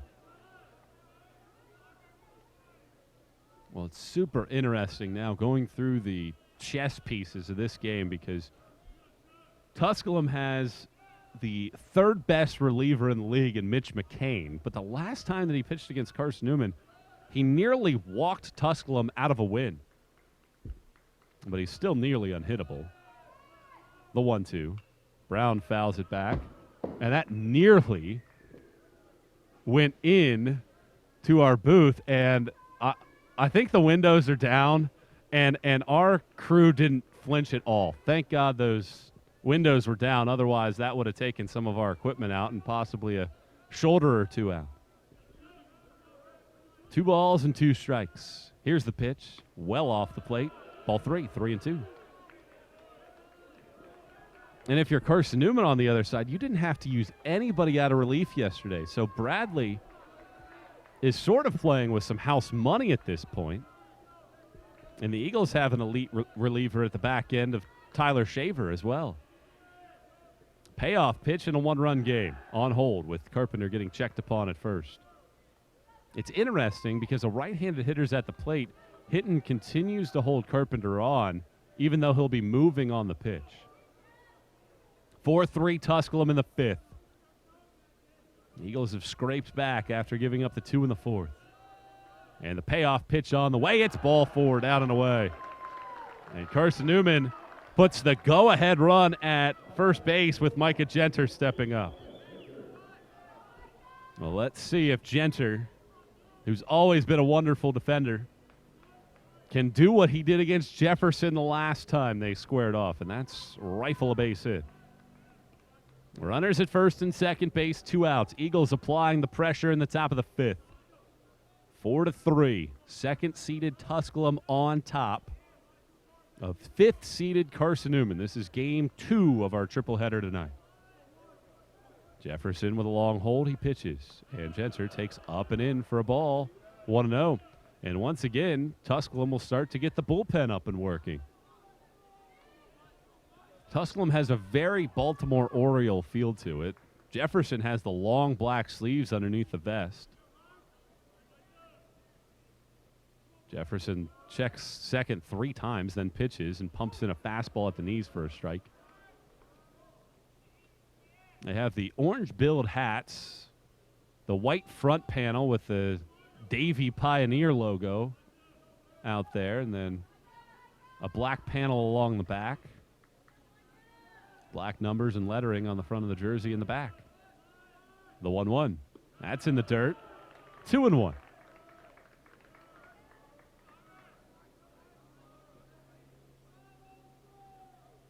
Tusculum a run in the first. Carson-Newman got one back in the 3rd to tie it. Tusculum got 1 more in the 3rd on Ford's homer, 2 in the 4th, and Eagles have 2 here in the 5th. The pitch. Genter flares it out to center. This should hang up in time. Keener still running and now has time to slow down just enough to reach back over his shoulder and make the catch and retire the side in the inning. But Carson-Newman is able to get a couple in the frame, and the Eagles have pulled within a run. It's a 4-3 game midway through this contest here on SAC Live. I pledge. I am an NCAA student athlete. And I pledge to be a champion of unity on my team, on my campus, and in my community. I pledge to embrace differences and strive for inclusion and collaboration. I pledge to stand against racism, hate, and discrimination. I pledge to strive for love, care, and forgiveness. I pledge to stand against silence, deceit, and obscurity. I pledge to strive for dialogue, truth, and understanding. I pledge to stand against fear and doubt. I pledge to strive for trust and belief in one another. I pledge to stand against complacency and stagnancy. I pledge to strive for change and growth. I commit to supporting my fellow student athletes in all circumstances that impact them. I commit to both choosing unity personally and encouraging it for all. I pledge these things because we are stronger together. United as one.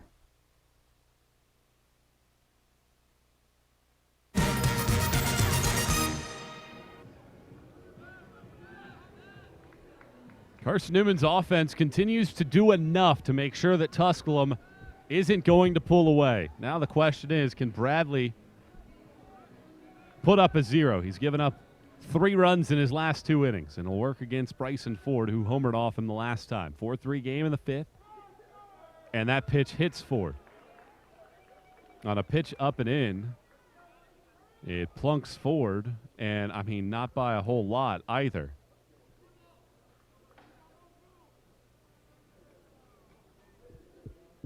So that pitch hits Ford on a slider that misses up and in, so the issues continue for Bradley. 4 walks and a hit batter now. And here's Trammell, who's 0 for 2. 4-3 Tusculum in the 5th. Bradley pitches, and he misses well off the plate up and away. 1-0. Well, the winner of this gets 2 games closer, or gets 2 games closer to a spot on Championship Monday. Bradley pitches, and he hits the outside corner to even it up at 1-1.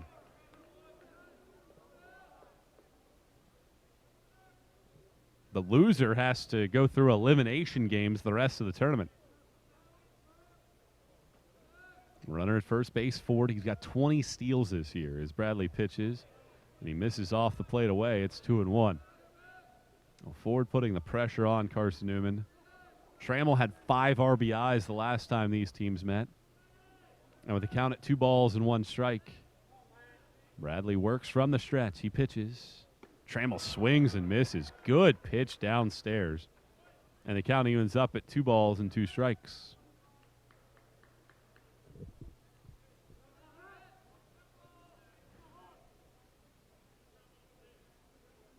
Trammell steps out of the batter's box to consult the coaching card. And now he's ready to turn it loose. Here it is. Misses outside. Ford takes off. Throw down to second. It's perfect.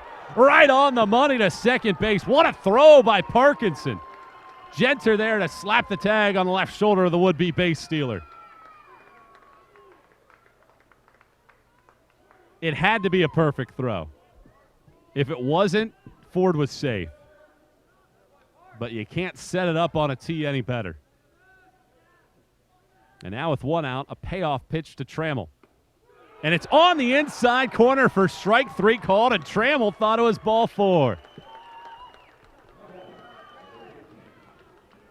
Third punch out for Bradley. And just like that, he's got a shot to face the minimum for the first time today. 2 outs, nobody on.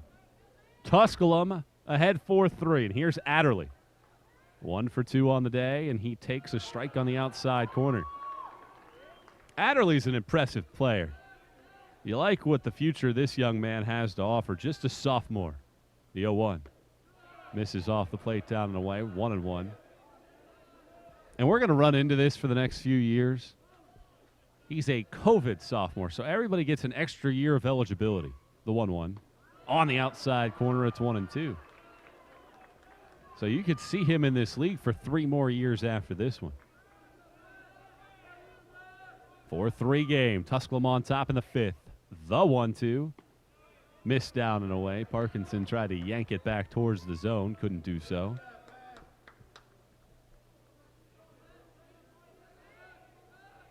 Right-hander comes set in the 2-2. Bounces one in the dirt off the plate down and away.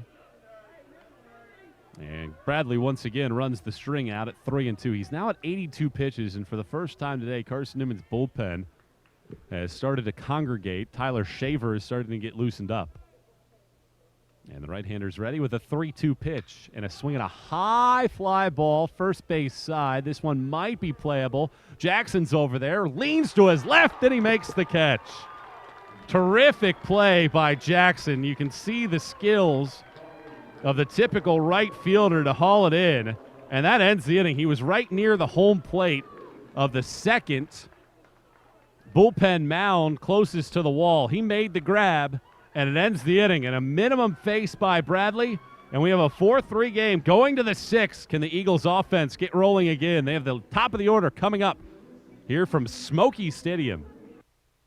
Broken windshield, take one. Hey guys, my windshield just got broken. I feel like I need to blow off some steam. Let's go.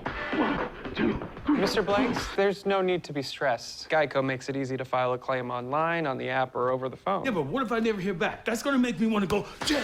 Nope, your Geico claims team is always there for you. That makes me want to celebrate with some fireworks. 5, 6, 7, go. Boom, boom, boom, boom, boom, boom, boom, boom, boom, boom, boom, boom.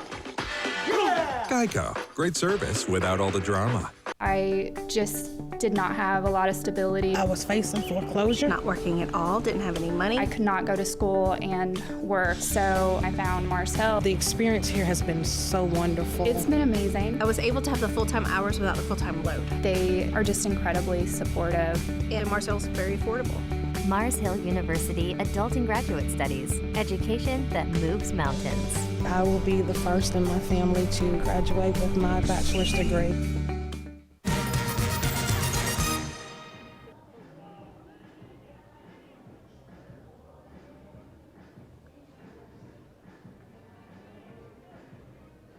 Tyler Thompson will start us off here in the top of the 6th inning. Carson-Newman trails by a run, 4-3. Harbor Jefferson's out there on the mound. And the right-hander pitches, and Thompson squibs one well out in front of it, foul back. Well, what Tusculum is hoping is that Jefferson is able to spin up his magic that he did against Carson-Newman the last time around. 5 shutout innings of relief with 1 hit allowed. The 0-1 misses down and away. 1-1.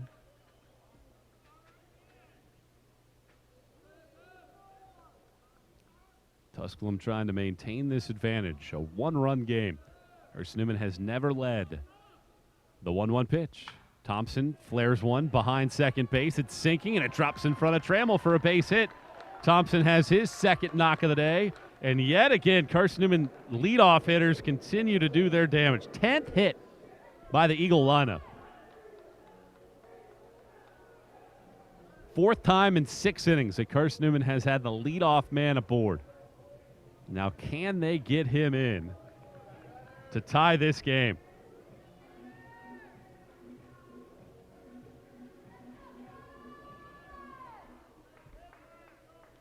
Tusculum leading it 4-3. Carson-Newman blowing out the hits, 10-3. Ricketts at the plate. He's 0 for 2. And a throw to first. Thompson back. Thompson hasn't been as big of a stolen base threat as he had been throughout his career. Still has 7. But has had some 15-plus seasons in his 4 seasons. The righty pitches. Ricketts pushes a bunt foul in the air back towards the Tusculum dugout. For strike 1. Well, Carson-Newman's bunting game has been phenomenal, especially of late. The Eagles are one of the top teams in the country in sack bunts. 3rd with 34 entering the weekend. Stepping off and consulting the card is Jefferson as he resets himself. Time called again, this time by Wollenweber. And in a 4-3 Tusculum lead here in the 6th inning. Jefferson coming set. Glance over at first base, not twice. Now pitches and misses off the plate away. 1-1. Justin Parker, it looks like, is the man that is throwing down in the bullpen, the sidearm. Hurler. Right-hand pitcher, left-hand batter. Thompson modestly at first. And another throw over there, and Thompson's back safely. Well, not a bad day shaping up here. We had rain for a hot second in the Catawba Coker contest. But it almost looks like the sun is doing its best to try to peer out through some of the clouds. The 1-1 pitch. Ricketts pulls it foul off of first base. Count moves to a ball and 2 strikes. Temperatures continue to get a little bit warmer, but it's still pretty chilly outside, 57 degrees. Outside right now, and after we thought we'd be able to get up into the 60s, doesn't look like that's going to happen today. By the end of the weekend, we should be in the mid-70s. The 1-2 off the plate, 2-2. But Smoky Stadium, always a wonderful host. This is the 5th straight year in which this tournament has been held here. Such a nice ballpark. It's set in a great location just up the road from the Pigeon Forge Gatlinburg area, the most visited tourist national park in the country. A 2-2 pitch from the right-hander coming. And it bounces in the dirt for ball 3. And the count runs full. Let's see if the Eagles get anything rolling here to see if Thompson starts to move. Carson-Newman down 4-3. This is day 1 of the double elimination bracket. Catawba already advancing with a 12-0 blanking of Coker. 3-2 the count. Thompson is not running, and it's ball 4 in the dirt. And Carson-Newman has the first 2 aboard here in the 6th. And now Henry Jackson, who can handle the bat pretty well. And now decisions here for Carson-Newman. Do they try to drop a bunt down and get the go-ahead run in scoring position, or do they let Jackson swing away? Jackson is 1 for 2 with a run scored. Also been hit by a pitch today. And they'll stick with Jefferson as Parker continues to get heated up in the Tusculum bullpen. 4-3 Pioneers in the 6th. Here's the pitch. Jackson bunts it first base side, but foul. This is pretty uncharacteristic of Carson-Newman. They've had several bunt attempts that have failed.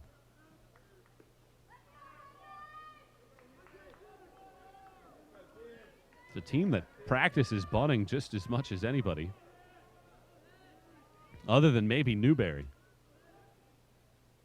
Corner infield in.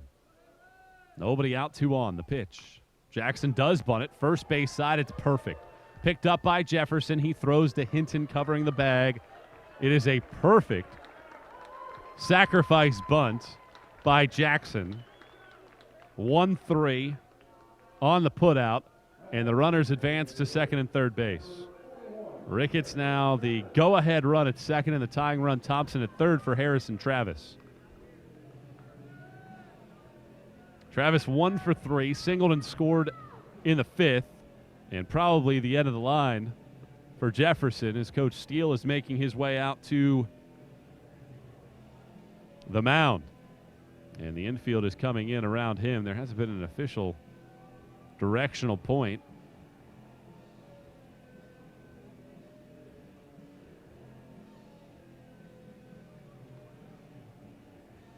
Still haven't seen one, and they're trying to decipher whether or not they're going to allow Carson-Newman to congregate as well. Of course, you had that rule that everybody thought was going to completely change baseball when they said that there would be a certain amount of mound visits allowed. And I don't think that that has ever really come into play. Home plate umpire Lindy Hall is heading out to the mound, and now they do make the pitching change. So pitching change for Tusculum will step out as well. Eagles down by a run. Runners at second and third base here in the 6th on the SAC Digital Network.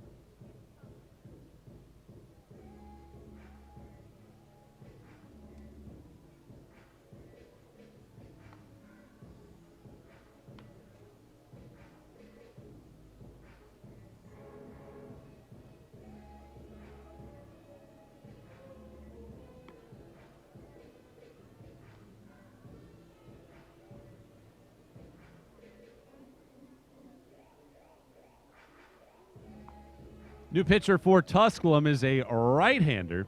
Big sidewinder, Justin Parker.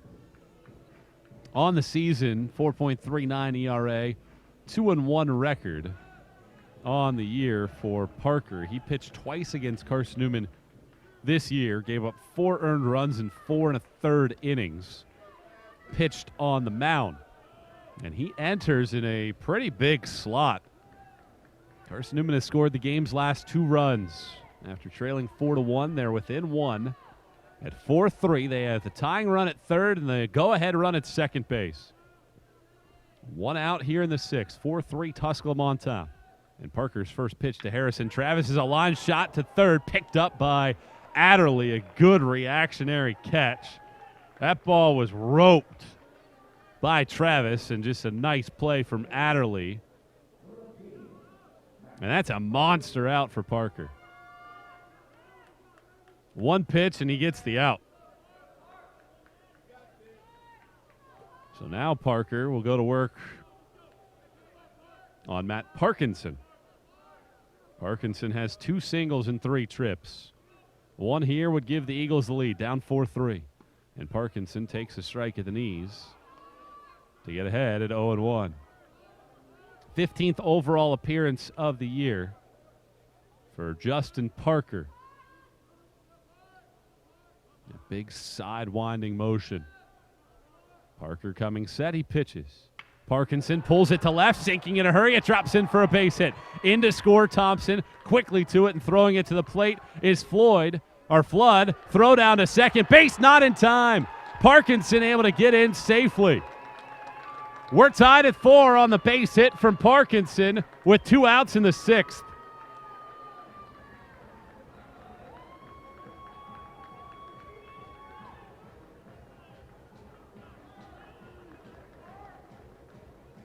And now I think the umpires might want to take a look at this. We do not have the capability on the broadcast right now to run replay, to be able to see it over the broadcast, but we still do have that ability to take a look at it. And the umpires will indeed take a glance at this one on a crew chief decision on a tough play out at second base. Parkinson just took off for second, thinking that maybe Ricketts was going to take flight on it as well. And this will be interesting to see if we got a good shot of this one, and I'll head over there to take a look and report back here in a second.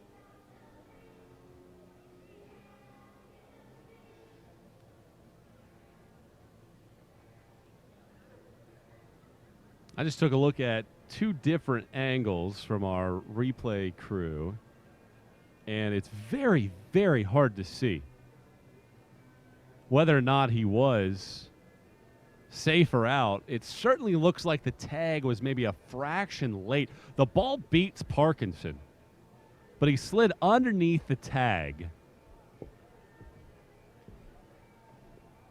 initially, and then, at least from my vantage point, it looks like Parkinson gets the left foot to the bag, and then the tag from Martin slaps him on the rib cage.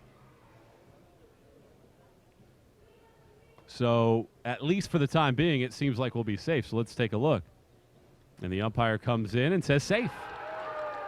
So advance Parkinson to second base on the throw. Met to much delight of Carson-Newman. And now Zach Bose, who's had a wonderful day. 2 for 2, 2 RBIs. And can Carson-Newman come back and take a lead? The Eagles have roared back to tie it up at 4. They've never led. Trailed 1-0, 2-1, 3-1, and 4-1. And now the first pitch to Bose is on the inside corner from Parker for a strike, 0-1. Well, yet again, a great work by our entire crew here, running the show and getting this thing right, giving the umpire as many vantage points as possible. 1 strike and nothing. Parker comes set, the pitch. Misses down and in, 1-1. Now, Tusculum has some more activity going down in their bullpen. Matt Bradley even went down to Carson-Newman's bullpen to get loose. He's had to sit on the sideline for a while. With temperatures below 60, he has to try to stay hot. The 1-1 from Parker. Pulled foul off of third base. Counts at a ball and 2 strikes. Well, it's been a good little sequence here for Bose in the last week of the season. Right-handed hitting third baseman, trying to produce a monster hit. 1 ball, 2 strikes the pitch. Bose pulls it foul. 4 multi-hit days for Bose in his last 7.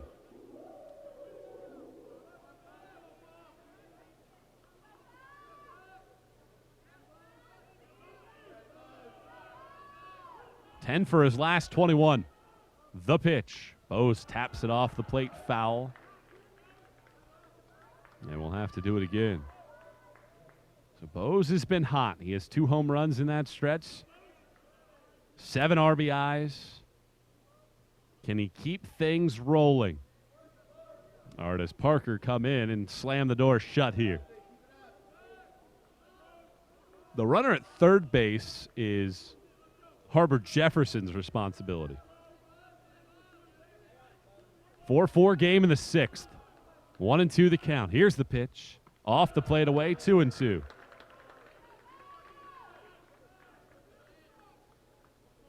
Ricketts at third represents the go-ahead run. Parkinson out at second base. Carson-Newman's pressure continues. They've already left 9 on base in the game. They've left 2 on base 4 times. Here's the 2-2. Nearly hit Bose. Missing inside for ball 3. And Parker's run the string out on Bose. 3-2. We're deadlocked at 4 here in the 6th. 2 outs, 2 on. First base open. Parker readies. And here comes the payoff pitch. Ground ball, foul off of third. Great at bat here for Bose. Outfield straight away, infield routine depth. Parker seeking the sign. Don't think he caught the initial call. What Tusculum does is they call out number codes, and the pitcher looks at their wristband on the left side like a quarterback would. Here's the payoff pitch. Bose pulls it to third. Adderley botches it. It bounces off of his knee and into left. In to score Ricketts. Here comes Parkinson. He's hustling home. The throw is late. Carson-Newman strikes for 2, and the Eagles lead it 6-4.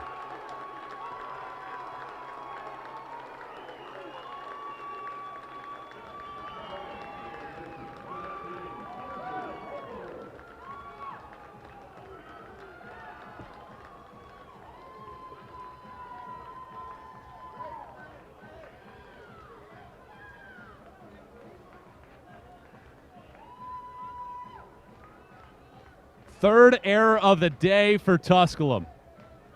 And it brings in a pair. And it's now a 6-4 Carson-Newman lead. Carson-Newman has scored 5 unanswered. So here's Andrew Carpenter, 1 for 3 with an RBI. And he takes on the inside corner at the knees for a strike. And the Pioneers have had to get a left-hander up and loosening. Well, a very pro Carson-Newman crowd behind the Eagles now. And can Carson-Newman keep things rolling with 2 outs? 4 of the team's 11 hits have come with 2 down. One strike pitch on the way. Misses downstairs, 1-1.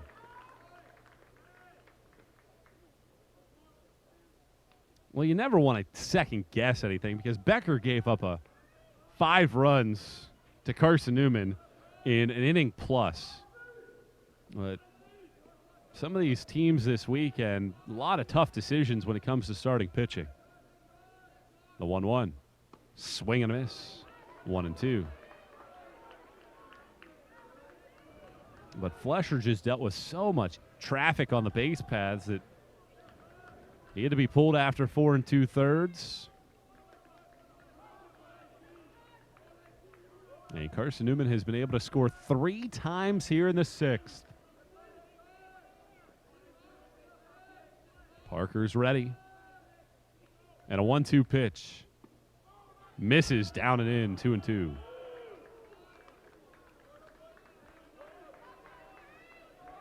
So you can close the book for now on Jefferson. 2/3 of an inning. 2 runs, 1 earned on 2 walks, and a hit.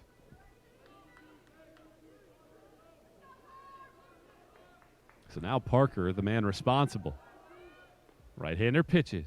Carpenter pulls it to third. This time Adderley, despite a bad hop, is able to field it, and a good throw across the diamond to make the play to end the inning. Tough play for Adderley after he makes the area, but after he makes the error, rather. Carson-Newman strikes for 3 in the 6th, and the Eagles now lead the Pioneers 6-4. Let's see if Tusculum can start its comeback trail when we come back here on the SAC Digital Network.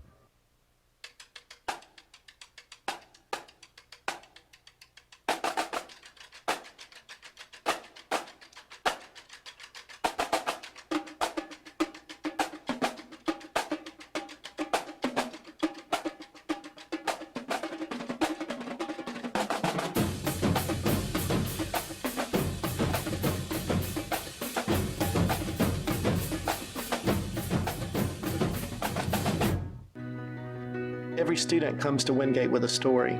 I know I did. Our students come from all walks of life. They come to us as young people with hopes and dreams of their own. They're looking to Wingate to become the best version of themselves, and that's what we do. The effect that Wingate has on me is compounded by the effect I have on the world after I leave Wingate. Because making a difference is fundamental to what we are as a university and who we are as people.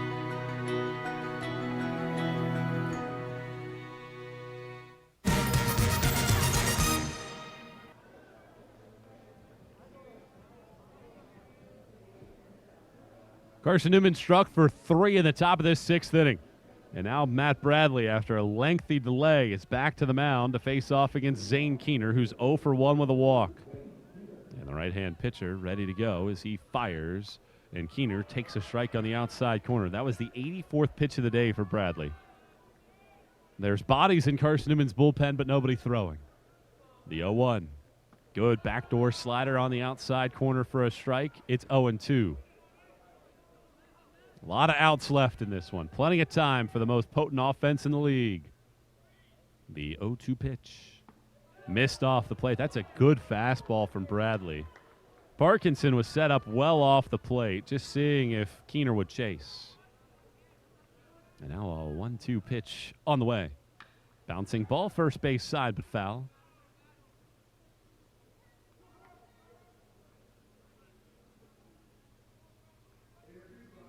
And the count holds at a ball and 2 strikes. Here's the pitch. In the dirt. Bradley's biggest issue today has been the put-away pitch. He's gotten ahead in counts. 1-2, 2-2, 0-2, and just hasn't been able to put him away. The 2-2 here is fouled back. And because of that, he's issued some walks, with 4 of them on the day. The 2-2 pitch. Fly ball hit down the left field line. Hustling over to it is Thompson in fair territory, right at the cutout of the warning track, about 10 or 12 yards in from the line, from the foul pole rather, is there to make the catch. So 1 up, 1 down, and here comes Fuzzy Fur. His struggles against Carson-Newman have been wild. He's 1 for 14 against the Eagles on the season. 1 out, nobody on in the bottom of the 6th. CN leads it 6-4. Bradley pitches and Furr fouls it back.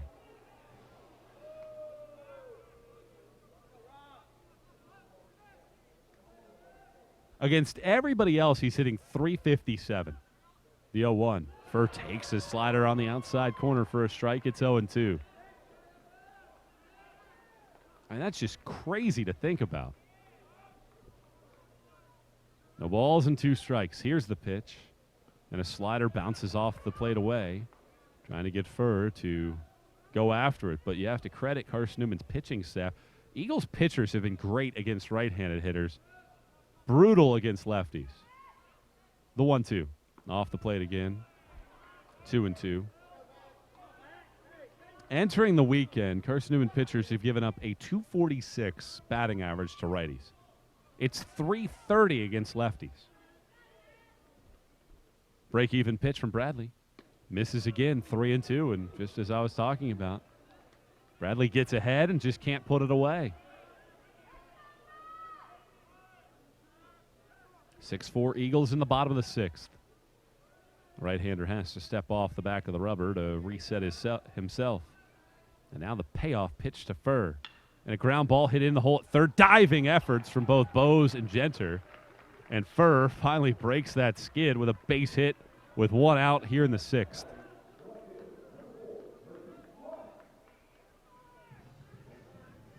Just the 4th hit of the day for Tusculum.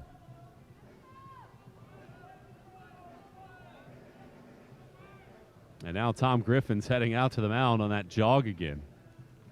And that rule that I said needs to be put in place where managers should have to run out to the mound rather than their solemn, somber saunter.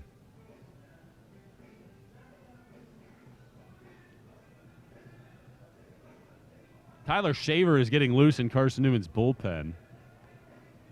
96 pitches for Bradley. I mean, ideally, and this is just asking a lot, you get him through this inning with an option of the next. But I'm sure the Eagles would love a quick double play ball to get out of this frame and then hand it over to Shaver for the final 9 outs.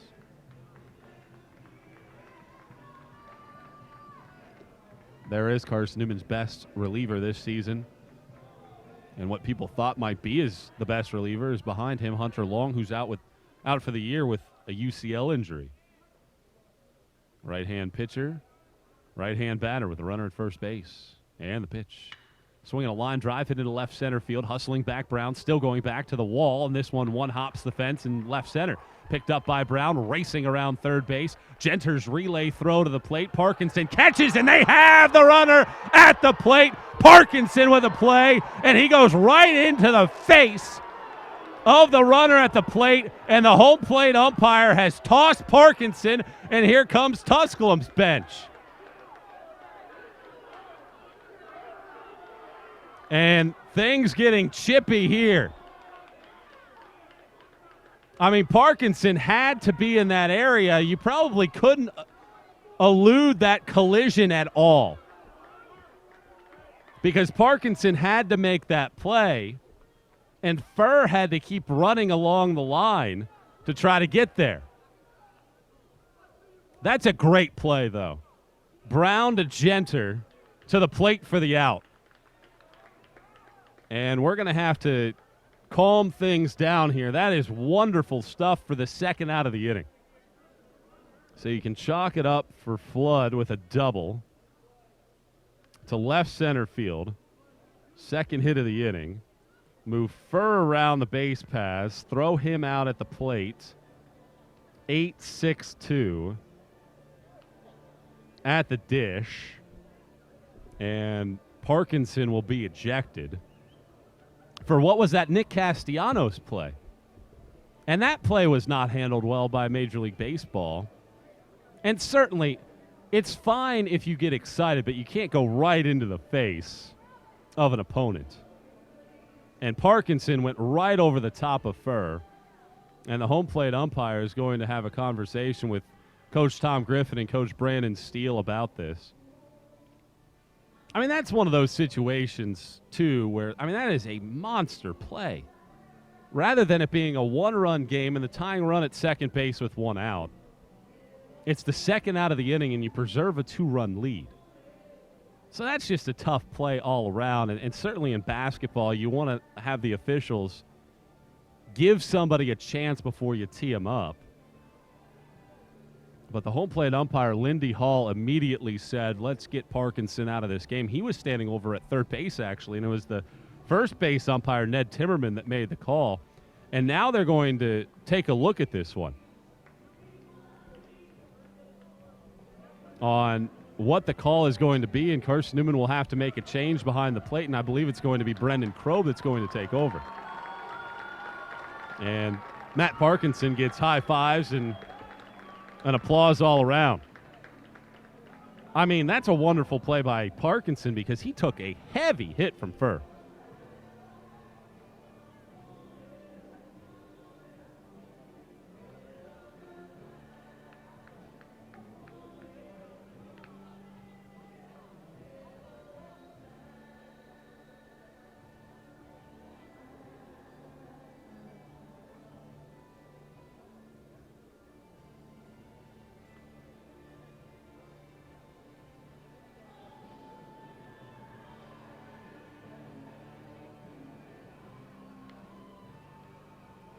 So Brendan Krob is going to take over behind the plate for the ejected Matt Parkinson. And the umpires are going to take a look at this one. And I'm not 100% sure whether or not Tusculum asked for this one or not. There's a lot to pan out there. And it helps with Carson-Newman's depth at catcher. There's so many teams in this league that, and Carson-Newman's included in that mix here of late, that rely on just one catcher. That whole sequence was off the charts big. Brown, in the deepest part of the ballpark, grabbed it, threw it to the plate, or threw it towards the infield. Genter, from way out in the outfield, threw an absolute missile to the plate.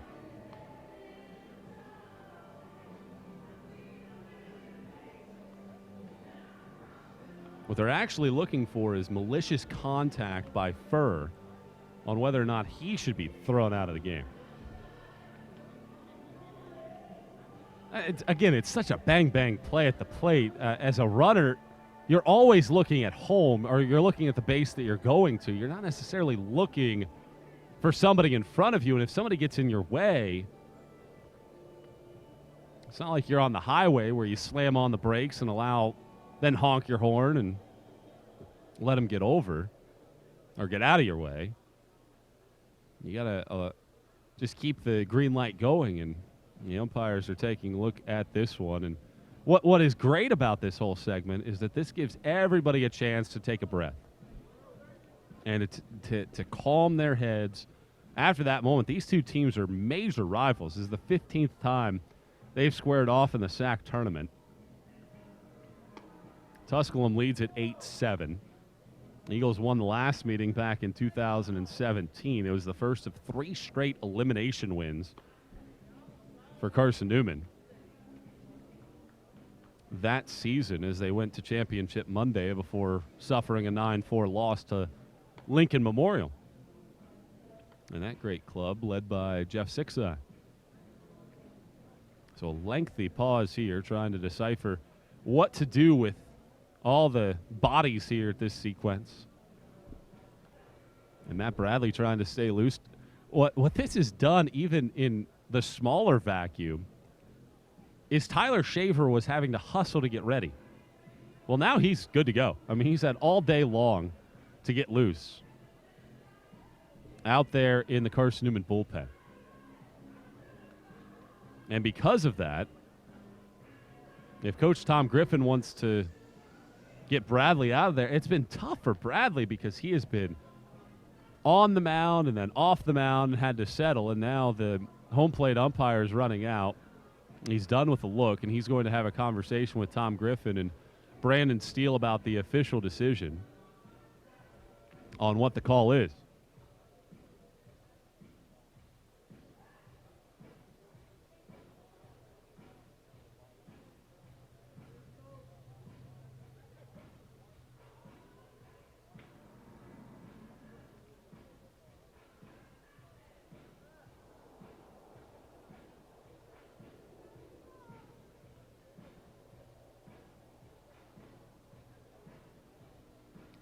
So they officially organize everything. So here's the scenario. Furr is out for malicious contact, and he's been thrown out.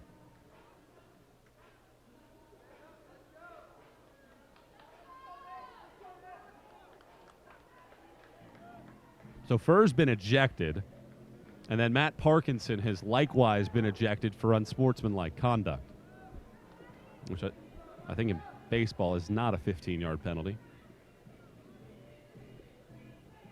So what a sequence. Flood with a deep fly ball double. The throw out at the plate. Furr is done. Krob is now behind the plate. And as the dust settles, both literally and figuratively, Trey Hinton is coming to the plate. Hinton has not had an official at bat. He's walked and had a sacrifice fly. So let's see what happens now. Both sides fuming here in the bottom of the sixth. It's Carson-Newman 6 and Tusculum 4. Bradley pitches, and he misses high and tight for ball 1. I'd have to imagine that this is the last batter for Bradley, regardless of what happens. Shaver is ready to go in the bullpen. And the 1-0 pitch coming plateward. That's on the inside corner of the fastball for a strike. It's 1-1. Eventful inning. Eventful game. Carson-Newman has scored the last 5 and leading by 2. And the 1-1. On the inside corner for a strike. It's 1-2.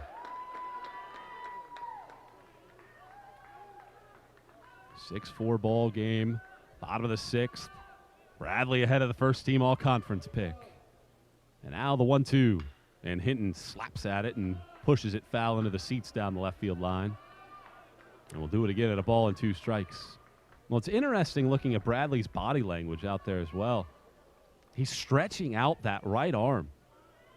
I mean, he spent so much time just wandering around. He's ready with his 1-2 pitch. It's his 102nd of the day, and time called by Hinton at the last second. And that doesn't even include what happened in the top half of this inning with pitching changes, with the Eagles getting a couple runs in the inning. 1 ball and 2 strikes. Bradley looking to get through the 6th. All right, Hinder's ready and pitching. And a bouncer over the mound to his right, the second baseman, Carpenter. Picks it, throws into the chest of Jackson, and that ends the inning. And Bradley has some words to say with the Tusculum dugout, and Carson-Newman is fired up. Pioneers, however, 9 more outs to work with, and a team that averages 10 runs per game can explode at any point. The big play at the plate. Carson-Newman preserves its lead. We're headed to the 7th. 6-4, Eagles on top of the Pioneers. Our decision as a conference last Thursday to cancel the spring season was not made lightly.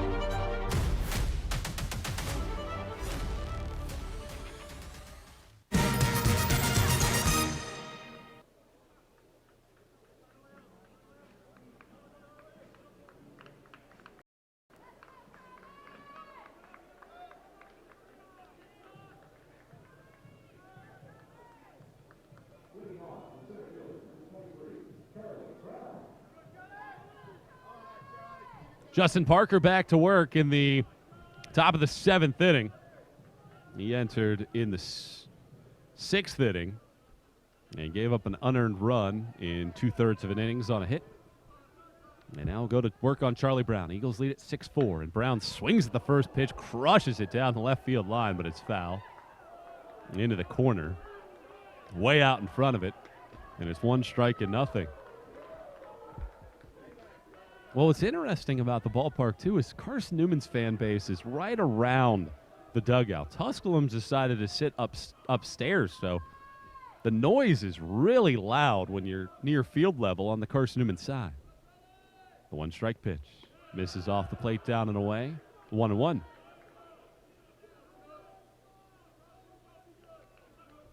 Outfield pretty much straight away right now. In a 6-4 Carson-Newman lead. Eagles lead the hits column as well, 11-5, but they have left 10 aboard. The 1-1. Brown off the end of the bat, flares it out to right center. Keener's over into the alleyway. He'll camp out to make the catch and retire Brown for the first out of the 7. Well, I'd imagine that Bradley's day is done. As I mentioned, Shaver's pretty much good to go. Down in the bullpen, and I would think that he'd be asked to get the final 9 outs. Tusculum will have Olin, Weber, Martin, and Ford 9-1 and 2 due up. But for now, here's Genter. And right-handed hitting shortstop slings one out to center field. That'll be reeled in by Keener. Back-to-back flyouts to center, and Carson-Newman quiet here in the 7th. And they haven't been quiet all day long. They've left at least 1 on base in every inning, and 2 and 4 the 6.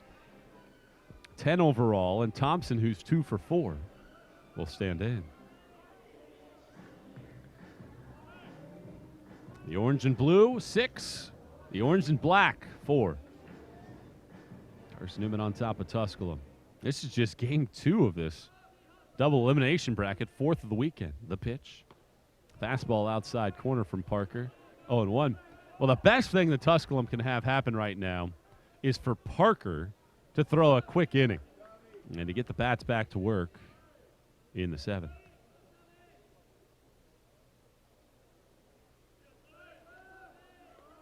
Oh, and 1 the count. Parker pauses. He pitches. Thompson bunts it. Third base side, charging Adderley. Picks it. Can't get it out of his glove in time, and that'll be a base hit for Tyler Thompson. Adderley got a wonderful read on it.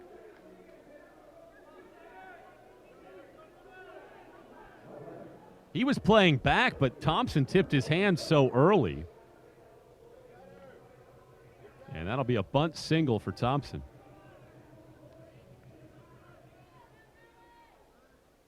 And now Gunnar Ricketts, who's 0 for 2 with a sacrifice bunt and a walk and a run scored. 6-4 Eagles in the 7th.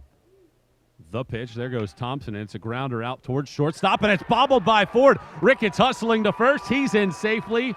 And another error. 4 of them in the game for Tusculum.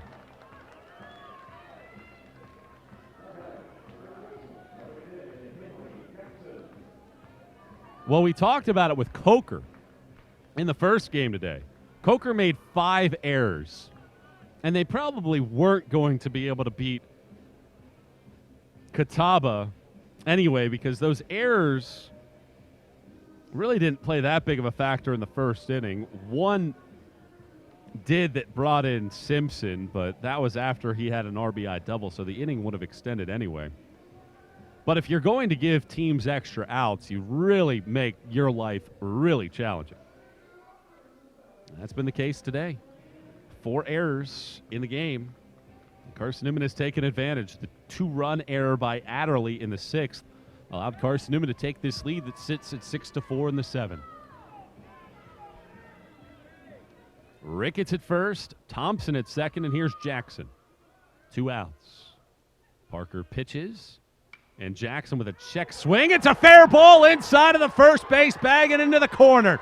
In to score is Thompson. Ricketts racing around. He's hustling home. The throw to the plate from Trammell is well late. Ricketts scores. An 2-run double from Ricketts, and the Eagles have doubled up Tusculum 8-4.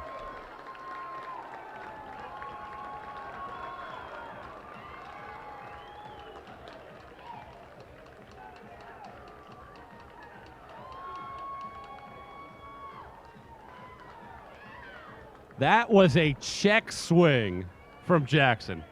Had no desire to swing at it, but got enough of it to push it inside of the line splashing the dirt inside of the bag. Ned Timmerman right there said, yes, that's fair. Went into the corner. Trammell picked it up. He decided to throw all the way home and elude the relay throw. And in to score, both Thompson and Ricketts. And a 2-run double from Jackson.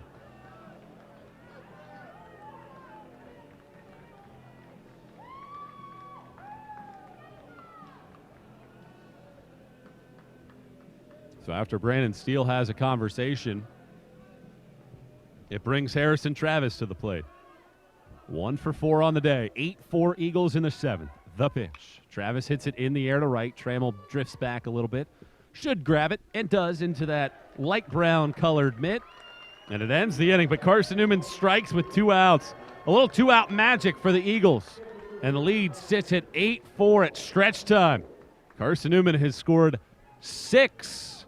Check that, 7 unanswered runs and lead at 8-4 in the middle of the 7th here on the SAC Digital Network.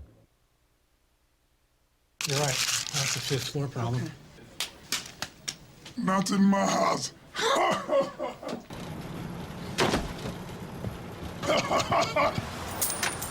No. Not today. Jimmy, how happy are folks who save hundreds of dollars switching to Geico? Happier than Dikembe Mutombo blocking a shot. Nice. Get happy. Get Geico. 15 minutes could save you 15% or more.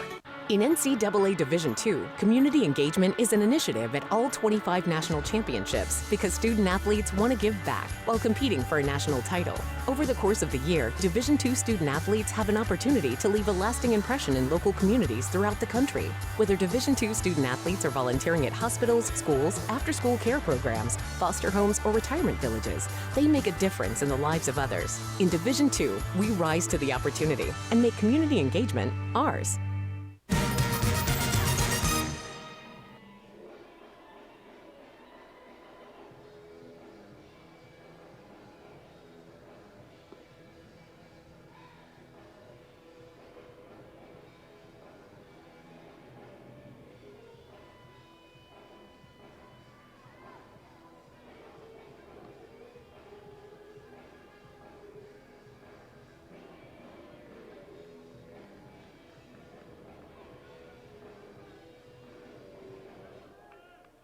Tyler Shaver is the new pitcher for Carson-Newman.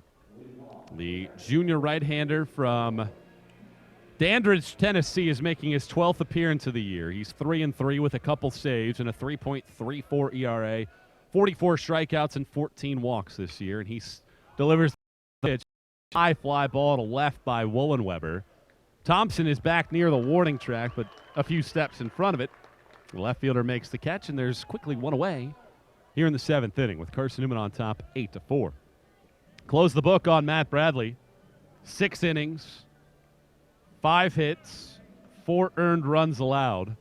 He walks 4, he strikes out 3, and he chucks 102 pitches to the plate, 56 for strikes. And now Shaver on in relief, and he delivers to Martin, and there's a strike on the outside corner.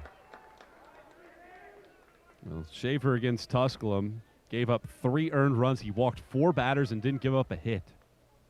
The 0-1. That hits Martin on a pitch down and in. And Tusculum just needs base runners right now, and they'll gladly take that. Shaver pitched twice in that series, and in fact, that's the last time that he's pitched. Missed the final week of the regular season. Earned the save in game 1 of the series with 5 outs, 3 strikeouts, but then had the walk issues in game 2, and he took the loss. Right-hander pitches, and a slider's on the outside corner for strike 1. Fastball slider changeup for the 5'10", 160-pound junior right-hander. Working here to Bryson Ford, who has homered in the game. He's been aboard all 3 times. 8-4 Eagles, bottom of the 7th. The 0-1. Another slider. It gets through the legs of Crow. Martin will take off for second, and he will get there. Standing. Wild pitch.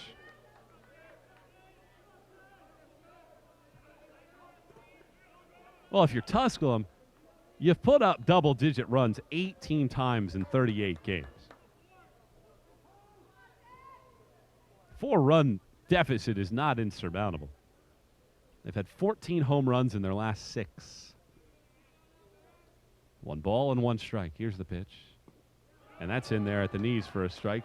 Tusculum's, in fact, had multi-homer games in 6 in a row.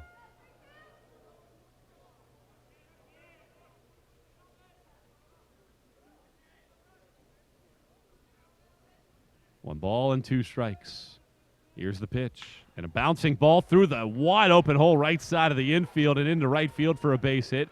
Martin is in to score, so the wild pitch hurts Carson-Newman. Tusculum back on the scoreboard, ending the 7-0 Carson-Newman scoring run. Ford with an RBI. It's 8-5.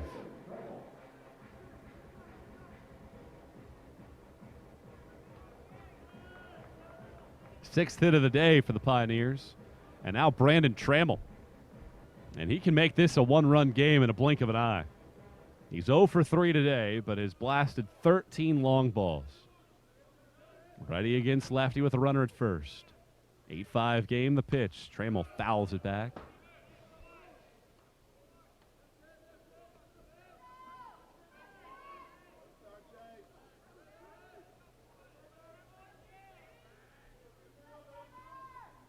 Shaver trying to dial it in. Tusculum looking to make its comeback bid. Runner at first base in a 3-run game in the 7th. Shaver's ready. He pitches, and he hits the outside corner with a fastball to get ahead at 0-2. Well, if you're Carson-Newman, this is your best bullet that you have to offer now. It's all on Shaver. Jake Wright is down in the bullpen, getting stretched out just in case, however. No balls and 2 strikes. Shaver's ready, looking at first, the pitch, and a swing and a miss. Runner takes off for second, and Ford is going to steal second base. So that'll be a punch out and a second out of the inning. But it's a stolen base, and now Tusculum can steal a run with a base hit. And I don't know if Krob just didn't hear it, if nobody told him, or if just the commotion happened and Trammell got in his way, and that was an easy steal for Ford, his second of the game. 8-5 game in the 7th, and here is the right-hand hitting Adderley, and he swings and misses on a first-pitch fastball. Adderley, an RBI double, 1 for 3 today. Outfield playing straight away right now. Shaver on the mound. Right-hand pitcher comes set, glances at second base. Once more in the 0-1. Swing and a miss. Good tight slider to get ahead at 0-2. Shaver trying to leave that runner out at second base.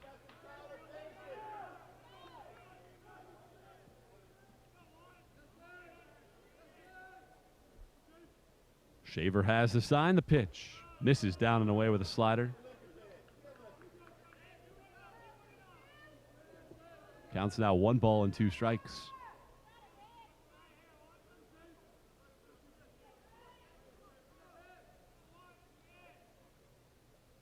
Big at bat here in this game, in a 3-run game. Adderley at the plate. Shaver pitches, and there's strike 3 called. A fastball that splits the plate in half to end the inning. Shaver works around it. Tusculum gets the run, but Carson-Newman continues to lead by 3. Back-to-back punch-outs for Shaver, and it's an 8-5 game as we go to the 8th here on the SAC Digital Network.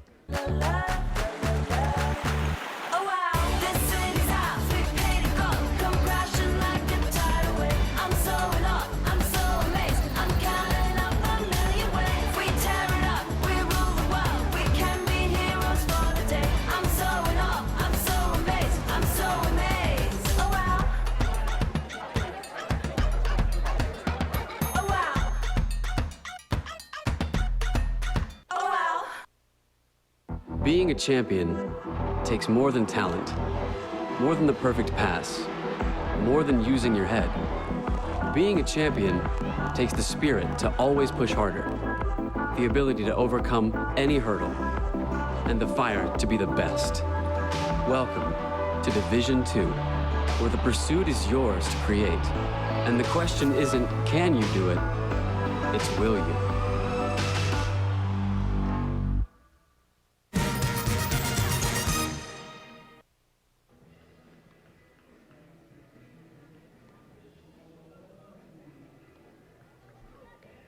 Justin Parker back to work. He's gone an inning and 2/3, giving up 3 unearned runs so far. The pitcher of record for Tusculum is Harbor Jefferson in an 8-5 ball game. Brendan Kroeb will start us off. Here in the top of the 8th inning.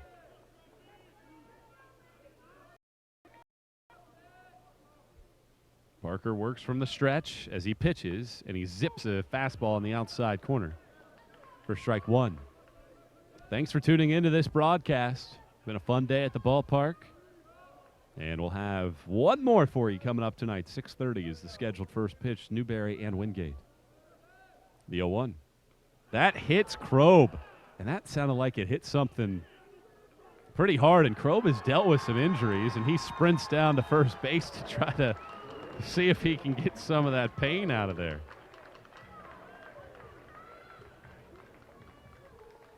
If you're a Carson-Newman catcher, you're not allowed to show any kind of pain. With Tom Griffin out there, and Kroeb took that one. Certainly didn't feel good, and you could hear it from up here. And a hit batsman, and the Eagles have the leadoff man aboard for the hot-hitting Zach Bose. He's been productive every single time. 8-5 Eagles in the 8th. The pitch misses down and away. Bose a base hit in the 2nd, an RBI single in the 3rd, a sac fly in the 5th, and then his ground ball that ate up Adderley at third base in the 6th plated 2 runs and gave Carson-Newman a 6-4 lead. 8-5 is the score here in the 8th. The right-hander pitches, a bunt shown by Bose, and it's a fastball in the inside corner for a strike. Wollenweber dropped it, and you heard some O's from around the ballpark, not thinking that it was a strike.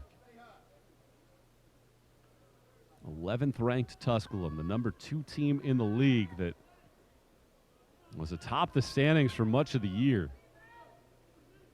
1 ball and 1 strike. Parker pauses. Now he pitches. And Bose pulls it foul off of third. Counts now at 1 ball and 2 strikes. Well, it's been such a team overall effort. Thompson has 3 hits. Jackson has a couple hits and a couple RBIs. Bose 2 hits and 2 RBIs. And in an 8-5 ball game here in the 8th, Parker works from the stretch. Checks the runner and pitches, and Bose yanks it again foul off of third. And we'll do it once more.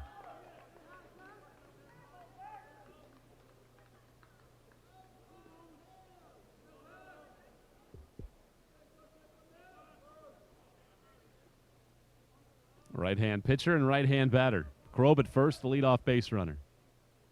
And now the pitch. Bose hits it high in the air to left center. Over to his left is left fielder Flood. He's there to snatch it out of the sky for the out. Kroeb thought about tagging for just a second, but heads back to first base on the fly out to left. And with 1 out and 1 on, here's Andrew Carpenter. Carpenter is 1 for 4 today with an RBI single. And with Carson-Newman on top, 8-5 here in the 8th.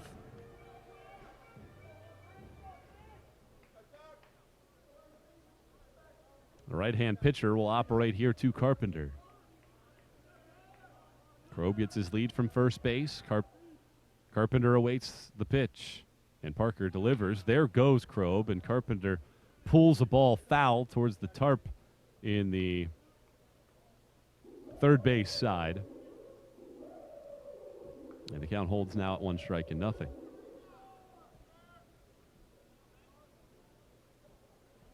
Winner of this ball game gets the winner of Newberry and Wingate tomorrow at 6:30. Loser plays at 11 a.m. against Coker. The 0-1. Bouncing ball, towering, reaching over his head and watching it bounce off of the grass down the left field line for a base hit is Adderley. Good piece of hitting by Carpenter, and sometimes it's better to be lucky than good. Krob to second base. It's a base hit for Carpenter down the line. And the line keeps moving here for Carson-Newman.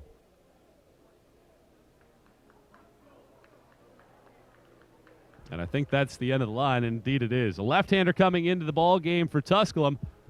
It'll be the fourth pitcher of the day, and we'll tell you about him when we come back. Eagles on top, 8-5 here in the eighth.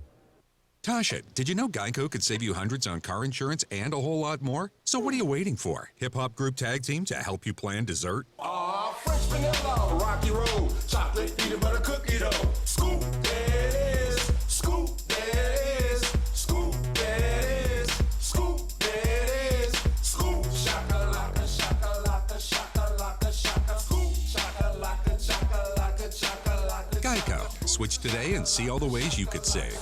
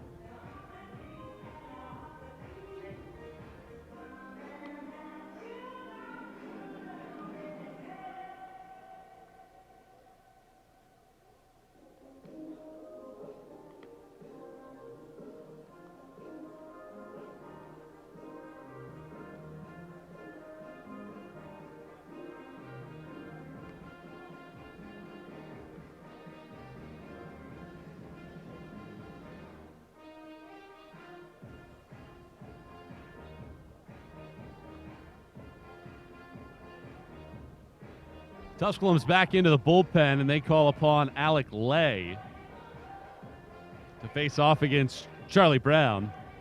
Lay this season is making his 7th appearance of the year. He's 2-0 with a 2.25 ERA, and he was pretty much lights out against Carson-Newman. 3 1/3 scoreless innings with 3 strikeouts in that series finale, what turned out to be a 16-7 Tusculum win. And with 2 men on and 1 out, it's the 8-hole batting Brown to the plate. Brown is 1 of 3 with a walk.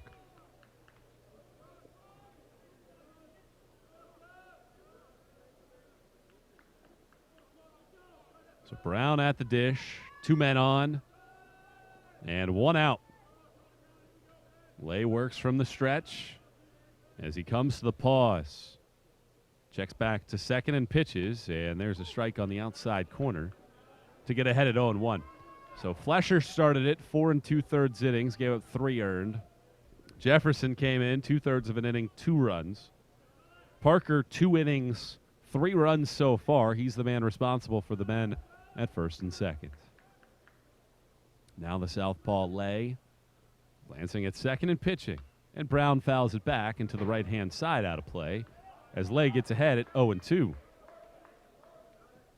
Well, Tusculum has had to fire a lot of seeds in this one, but they have been able to keep Mitch McCain in the offing. If the Tusculum offense can come back in this one, you'd have one of the top relief pitchers in the conference available to try to shut the door.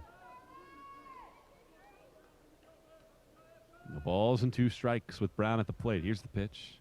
Brown takes in the dirt on a slider. Counts at 1-2. A lot of the losses that Tusculum has had have been very close games. 5 by 1 run and 1 by 2. So 6 of their 9 losses overall this year have been by 2 or fewer runs. It's a 3-run game now in the 8th. Lay pitches, and Brown ropes it out to left field. Tracking back is Flood, a few steps in front of the warning track to make the catch. Krob tags. He's hustling to third. He's in there safely. And Carpenter tags as well, and he hustles over to second base. Really good base running by Krob to get over there on the flyout. And both runners advancing on the play. And now Micah Genter, who's 0 for 3 with a sacrifice bunt. Let's see what he can do with 2 outs. 8-5, Carson-Newman in control, thanks to 7 unanswered runs. But a ton of baseball left, still 6 outs for Tusculum. And they'll be able to get the top of the order back up to the plate at some point. 3-run game with 2 outs. Lay works here to Genter.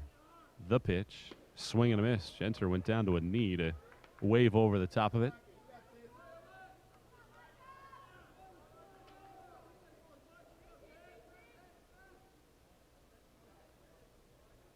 Lay walked Genter in their only matchup. The 0-1. Genter rolls it in the hole at third. Picked up by Adderley. Makes a nice soft toss over to first base, right into the chest of Hinton to end the inning. Carson-Newman threatens in the frame. They leave 2 more on base. They've now left 13 aboard in the game. Failing to score this time around, but they hold a 3-run lead. 8-5 game going to the bottom of the 8th here on the SAC Digital Network.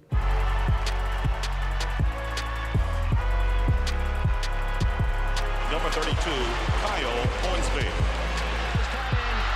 Inside the 30. Touchdown.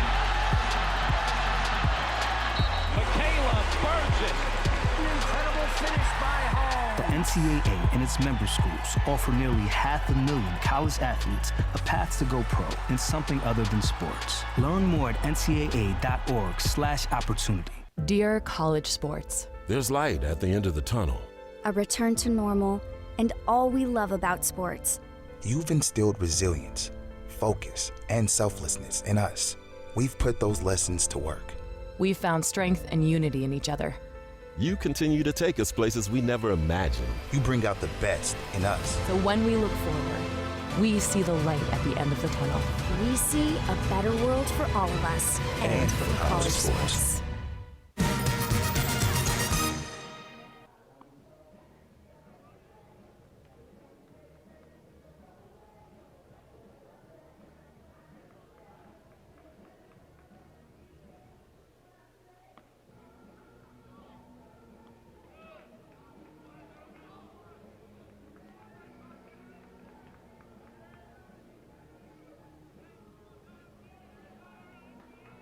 Zane Keener will start us off in the bottom of the 8th inning with Tusculum trailing 8-5.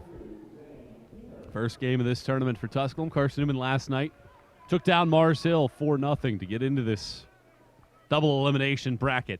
And Shaver's first pitch of the inning is on the outside corner for a strike. Shaver gave up the run in the 7th, but threw just 14 pitches. The 0-1 misses in the dirt, down and away. 1-1. Jake Wright is getting somewhat loose out in the bullpen. He's throwing a ball against the wall, stretching out that arm. The 1-1 stays high and away with a fastball. Counts now 2 balls and 1 strike. Jordan Griffin has entered the game in right field for Carson-Newman. Pitch from Shaver misses down, now 3 balls and 1 strike.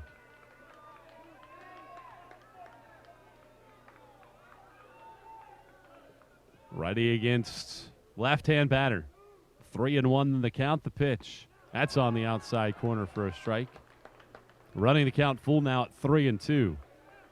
8-5, Carson-Newman on top in the 8th. Keener 1 for 3 today. The pitch. Off the plate away and a leadoff walk. Can't do that with a 3-run lead late in games. And now Wes Reynolds will be the man coming to the plate. He replaced Fuzzy Furr, who was thrown out of this game, ejected, along with Matt Parkinson on a play at the plate. Reynolds was 1 for 3 against Carson-Newman earlier this season. Overall on the year, he is 1 for 9. That 1 hit was a home run, his only of the year. Shaver will pick to first base and run the runner back. Well, you just can't walk leadoff guys with 6 outs to go against a Tusculum team that is 11th in the country in scoring at under 10 runs a game. The pitch in the dirt downstairs, 1-0. Very uncharacteristic of Shaver, typically a strike thrower. 1 ball and no strikes with Reynolds at the plate. Flood's in the on-deck circle. The pitch. Foul ball flared off of first. Jackson will give it chase, but this ends up in the 4th row of the seats.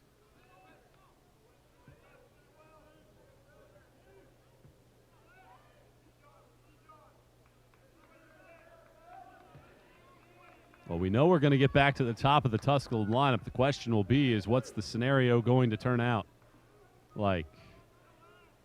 A runner at first base in an 8-5 game in the 8th. Shaver's ready. The pitch. Right down the middle with a fastball. He gets ahead at 1-2.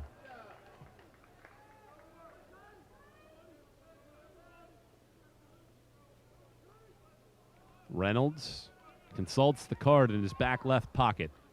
Shoves it back in there, climbs in, right foot first, then the left.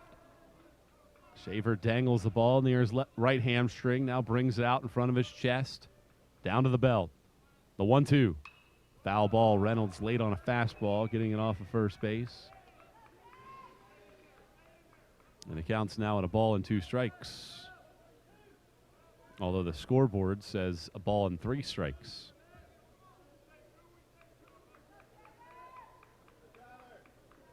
Righty on right-hand batter.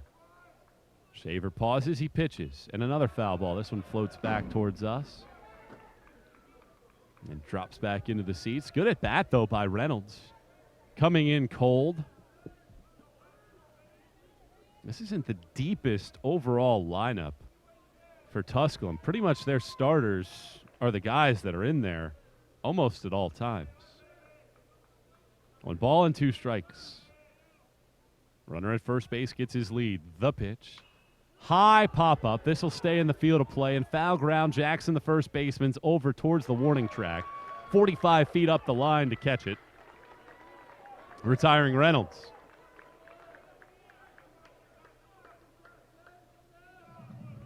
And now Murphy Flood will get his chance with 1 out and 1 on in the bottom of the 8th.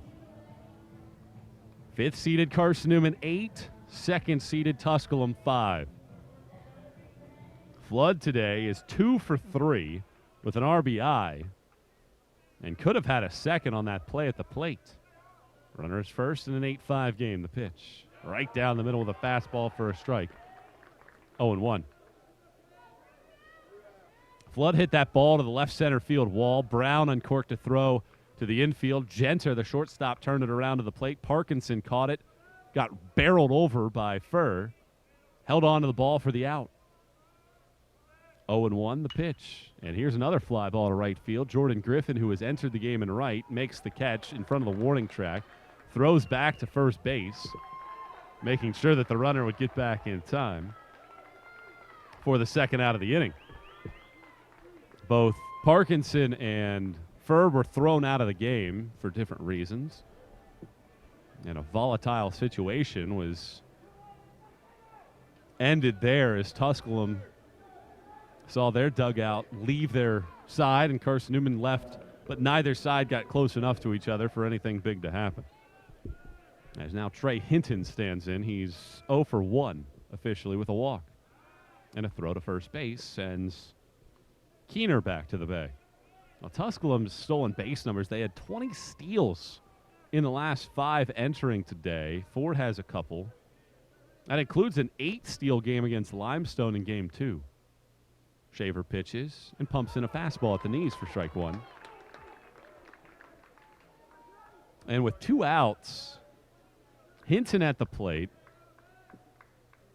It's a very patient hitter. Keener is going to get some opportunities if he wants to try to steal base. 0-1 the count, the pitch. Foul ball back, now 0-2. Keener is 4 for 6 in stolen base tries on the year. 2 outs, runner at first. 2 strikes and nothing and holding. Shaver looking to work around a leadoff walk here in the 8th. Right-hand pitcher on left-hand batter. Shaver comes set. Glance over at first, the pitch. That's off the plate away. 1 ball and 2 strikes.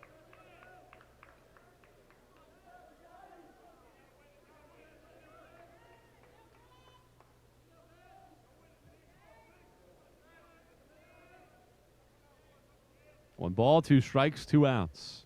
Shaver's ready, he pitches. And he misses in the dirt. Good block by Krob.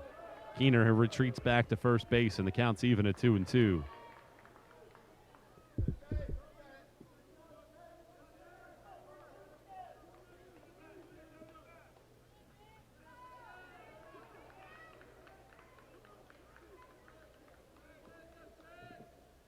Two balls and 2 strikes. Shaver comes set. A deep breath, the pitch. Hinton pops it up. Third base side. This will probably drift towards the seats. Bose hugs the line, and he makes the catch. It was headed toward the front row of the seats, but he was able to lunge back towards fair ground as he leaned across the railing to make the catch, and that ends the inning. Great play from Bose. Carson-Newman's defense shining today. And the Eagles lead at 8-5. Going to the 9th, looking for insurance here against Tusculum. What defines a truly distinguished university? Visionary leadership, innovative teaching and learning, compelling evidence of success, a flexible learning environment. These are the traits that have made Anderson University one of 200 schools in the world to be chosen as an Apple School of Distinction. Anderson University, knowledge for the journey. You're right. That's a 5th floor problem. Not in my house.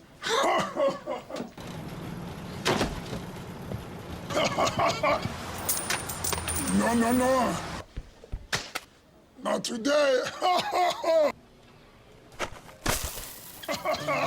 Jimmy, how happy are folks who save hundreds of dollars switching to Geico? Happier than Dikembe Mutombo blocking a shot. Nice. Get happy. Get Geico. 15 minutes could save you 15% or more.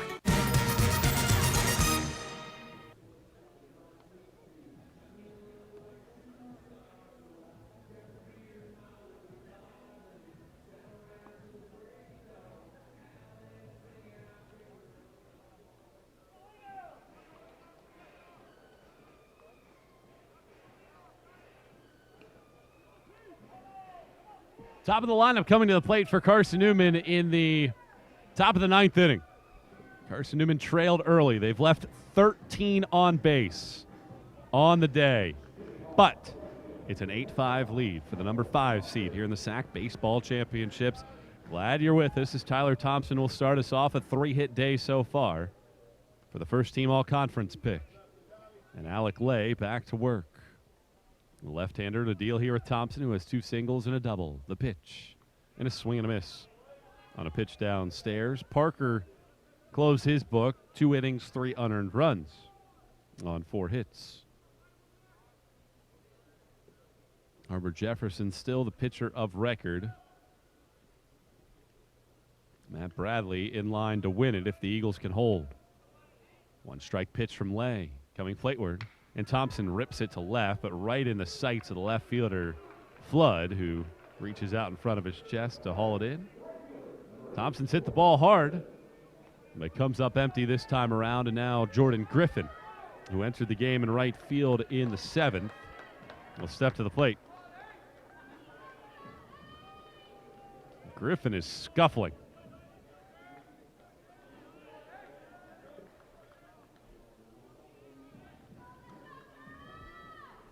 The senior outfielder is 0 for his last 14, hitless in his last 7. 8-5 Eagles in the 9th, and Griffin swings and misses out in front of a pitch.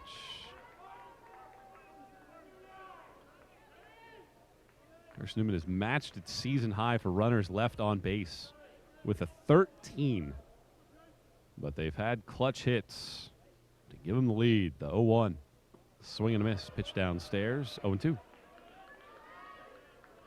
6 of the 14 hits for the team have come with 2 outs, and that's where the rallies have ignited. Griffin looking to bust out of this slump, but in a 2-strikes-to-nothing hole. Lay sights the sign from his battery mate, Wollenweber. Now the 0-2 pitch. That hits Griffin, or does it? I think it might have hit in front of him, and now Griffin is arguing that on whether or not it hit him. And now the home plate umpire just looks at Griffin and says, yeah, head to first. No argument from Tusculum's side whatsoever. So who needs to break a slump when you can just get plunked by a pitch? And Griffin's got great speed, 6 of 6 in stolen base attempts this year. Of course, Newman wants to add some insurance. Henry Jackson digs in. He has a couple hits so far. He's driven in 3. And an 8-5 Carson-Newman lead. Eagles 14-6 leaders in the hits column. Lay works from the stretch. Left-hander will be able to control the ground game, and the pitch is downstairs in the dirt. Wollenweber can't find it. Now Griffin takes off for second. The throw down is in time. They get Griffin at second base. That was a perfect throw, and the tag is slapped on Griffin, and now I think the umpires are going to have a conversation, and Griffin's going to head back to second. So we'll get another look at this one as well. To take a look on whether or not we need to glance at this one.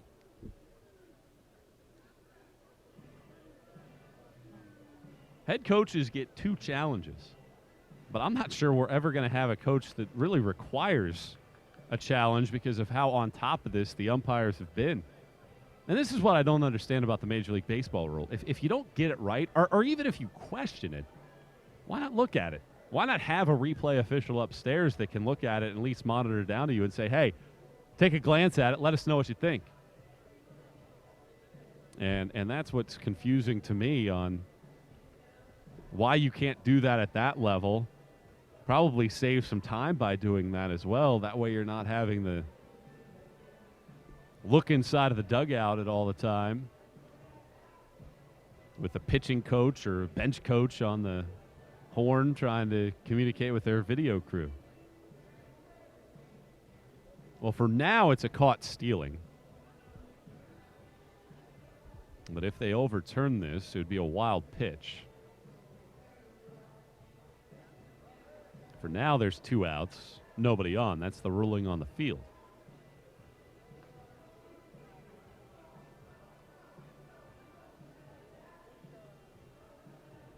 The umpire, the crew chief, Lindy Hall, down there having a word.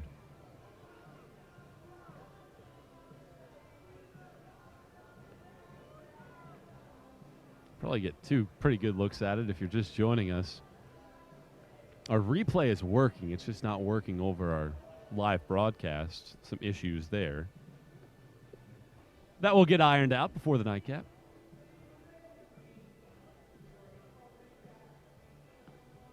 So the call will stand. He is out at second base, so it will be a caught stealing. Well, Griffin, he was kind of caught between a rock and a hard place because where that ball was, he probably thought to himself, there's no chance that I would take second. But Wollenweber couldn't find it, and Griffin elected to take off for second base. And just like that, there's 2 outs now in the inning and nobody on. 1 ball and no strikes is the count. Here to Henry Jackson. If the Eagles are going to mount a rally, it's going to need to be kick-started by the right-hand hitter. The 1-0. Off the plate, 2-0. In the bottom of the 9th, it'll be Wollenweber, the 9-batter, then Martin Ford, should anybody reach Trammell. That is a very tough group of 3 to 4 guys that Shaver will have to face. The 2-0. Right down the middle with a fastball from Lay for a strike, 2-1. Wollenweber today is 0 for 2 with a walk. Martin is the All-American who doesn't have a hit, but Ford has been ripping the ball, been aboard all 4 times, so he's going to be the man that I'm sure Carson-Newman would like to face with nobody on. 2-1 pitch on the outside corner for a strike, 2-2.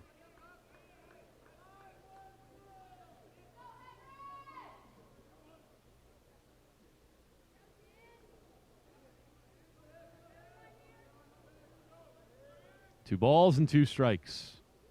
Left-hander Lay comes down to the belt.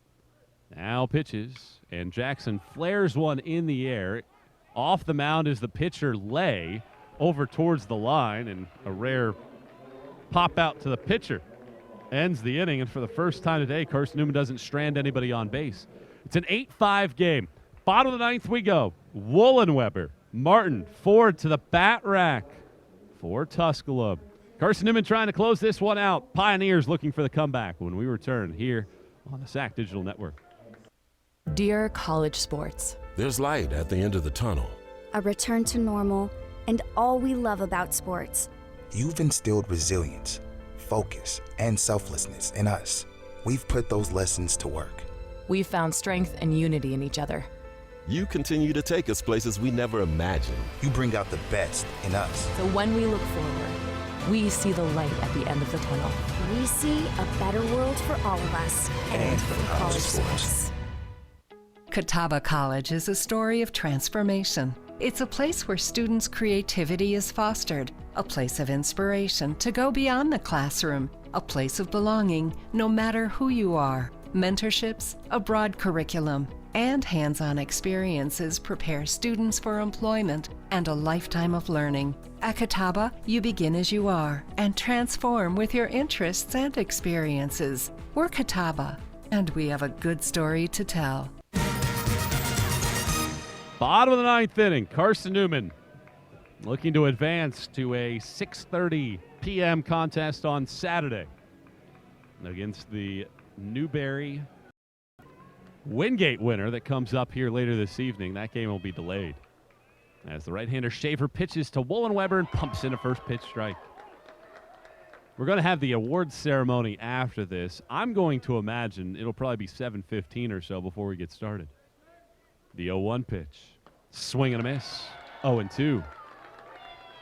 Well, Shaver walked the leadoff batter in the 8th on 4 pitches. He's come out with a different mindset here in the 9th.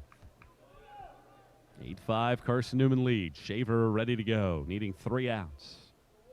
As the sign, now here comes an 0-2 pitch. Just missed outside. Eagles thought that was a strike. Pretty darn good pitch. And for Woolenweber to take it, pretty impressive. Here's the 1-2 now. Liner sinking softly out to shortstop. Squatting down is Genter. He makes the catch. Retires Woolenweber. And Shaver now a third of the way home for his 3rd save of the year, but now has to deal with an elite group of hitters now. 2 first-team all-conference picks, a second-team all-league selection. And it starts off with the 4-time all-SAC selection and 2-time All-American Dalton Martin. He's 0 for 2, has been hit by a pitch and walked. 8-5 in the 9th. The pitch. Misses down and in for ball 1. Shaver plunked him. He was the first batter that he faced in the 7th. Martin eventually came around to score on Ford's base hit. The 1-0. Misses off the plate, 2-0. You're getting into the part of the lineup where you don't want to mess around too much. The 2-0 pitch. Martin pulls it into the shift. It takes a rough hop and skiffs over Genter's head and into right field for a base hit. Well, depends on which side you're rooting for this one. Either a rough hop for Genter or a very fortuitous hop for Tusculum. 7th hit of the day. Genter was the shortstop playing in the shift in mid-right field. And what would have been a routine play turns out to be a base hit as it hit the lip of the outfield grass and skipped over his head for a base hit. Now Ford. Ford, 2 hits on the day, swings at the first pitch and fouls it back. 2 for 3 officially. He's got 2 RBIs. He homered back in the 3rd. The tying run is in the on-deck circle with 1 out. Carson-Newman 8, Tusculum 5. Martin at first base. Shaver stretches, now pitches, and he misses off the plate away. 1-1. Martin does have 12 steals and 13 tries. He is a stolen base artist. Rarely gets caught stealing. Right-hander pitches, and Martin flies it out to the center field, racing back Brown, still going back. It's over his head. It one-hops the fence. Brown picks it up, throws it back to the infield. Genter with a good play on the hop, and the tying run is going to come to the plate on the double from Ford. He's a triple shy of the cycle now. They hold Martin at third base, realizing that the base runners are more valuable than getting the sixth run. Don't want a redo of getting thrown out at the plate like Furr did back in the sixth inning. And now Tom Griffin is headed out to the mound as Carson-Newman has started to get some activity going in the bullpen. Matt Coles has started to get loose. Jake Wright is out there getting loose as well. And now a question that you wonder is, do you bring in left-hander Coles to go against the left-hand hitting Trammell? Or do you leave your best pitcher out there, at least best relief pitcher, in Shaver? It's interesting because Coles' numbers against left-hand hitters isn't overwhelmingly great. They've hit .316 against him. Shaver's at .321, so it's almost a push between the two, despite the fact that the left-on-left platoon would favor Coles. And Carson-Newman is leaving Shaver in. Jake Wright is also getting hot down in the bullpen because you would imagine that it would be Coles for a quick hitter and then Wright if they made that change. But instead, things getting dicey if you're Carson-Newman. Things getting exciting if you're Tusculum. The tying run at the plate. 8-5 game in the ninth. One out. Runners at second and third. Shift is on. The first pitch to Trammell misses down and in for ball one. Well, the harder decision, too, is Trammell has 13 homers on the year. First base is open, but you don't want to put the tying run at first. 1-0 pitch on the way. And it misses downstairs. It's now 2-0. And now Trammell is going to be amped up, looking to tie this game with one swing of the bat. Well, you knew that these top two hitters would be tough outs. Trammell trying to be likewise. 2 balls, no strikes the pitch. Pulled sharply, foul, first base side. 2-1. Martin, the base hit on a very fortunate bounce. Instead of there being 2 outs and a runner at second, a little less stressful, the fortunate hop. 8-5 game in the ninth. 2-1 the count. The pitch. High fly ball hit to left. Tracking back in front of the warning track to pull it out of the sky is the new left fielder. I believe that's Sam Astern out there to make the catch. And it's the second out of the inning, a big second out. Scoring from third is Martin. Ford stays at second.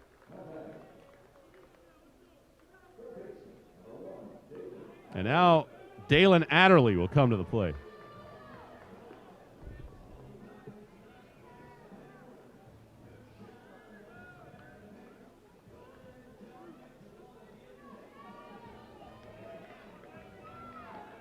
Last out here for Tusculum.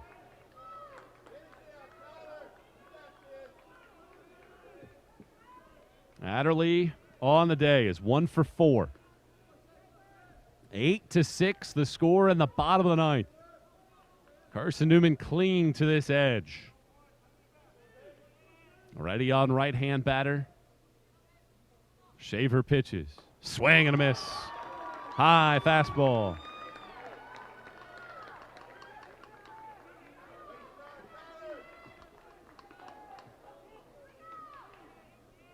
Righty against the right-hand batter with a runner out at second base. 2 outs. Righty Shaver into his motion and pitching. And a high fly ball hit down the right field line. Griffin over to the corner. He's got room. He makes the catch. And Carson-Newman takes down the second-seeded Pioneers. And the Eagles are into the winner's bracket again. Pioneers suffer their first loss. The final score, CN 8 in comeback fashion. Tusculum 6.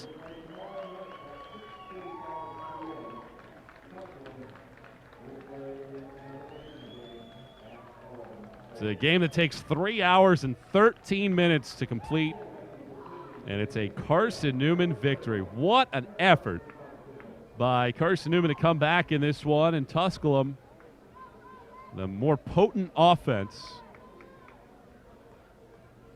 held to just 6 runs, and it's the 7th time out of their 10 losses where they have been limited to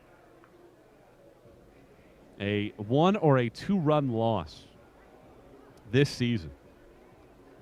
So Matt Bradley is your winning pitcher. Bradley improves to 3-2 on the season. Harbor Jefferson is your loser.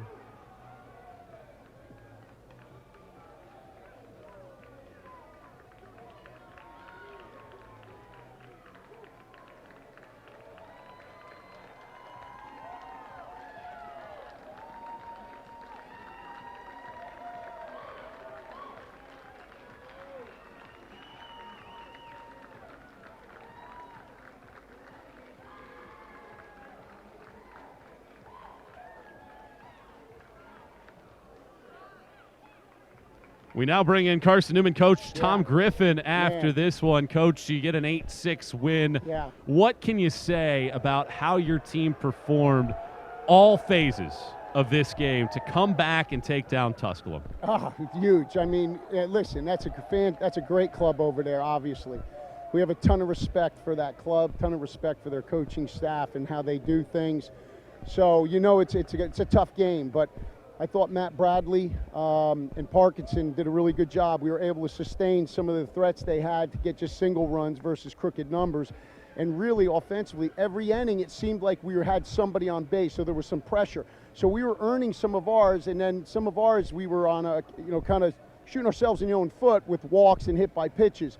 So the pressure innings were happening, which was good, and you just got to realize that you're getting in the red zone, not scoring yet, but you're moving the football. So if you maintain that mindset, something good's going to happen. And that takes great leadership, some key hits, especially with 2 outs, but then you got to have pitching and defense. Man, a heck of a job by Bradley and Tyler Shaver, who's been out for a while. Fantastic. I thought Matt Parkinson was great back there. Really excited for these guys. Super happy, and also for our coaching staff, man. It means a lot. That's 2 straight days with football references. I'm keeping tally up here, Coach. Got the combine coming up here. Let's talk about your offense, because you do leave 13 men on base, but you come up clutch in two out situations. Right. How impressed are you with how your team was able to handle those big spots? Well, listen, this game had big moments in it. When you're playing Tusculum, this is one of those series and games where every inning seems to have that type of atmosphere, and that's what's always been so good about this rivalry and playing them. There is an intense level to it, but the hitters, you just got to stay with your process. And again, I think the approach, it's all about a plan and approach. And I reiterate again, Coach Roberts does a good job in the dugout giving them a plan, because some kids are coming up there and they got space in their head. And this is a thinking man's game. It is a chess game. And I think Roberts does a good job of kind of giving them an idea of when they go to the plate, hey, this is what we've got to be doing. So he's kind of like a substitute teacher up there, kind of helping them out, giving them lessons, that private lesson right there. I'm so happy for these guys, man. I'm telling you what.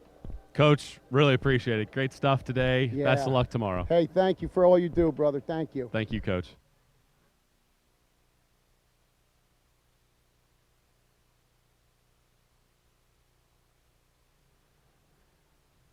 Carson-Newman wins this ball game by a final tally of 8-6. And the Eagles advance in the conference championships.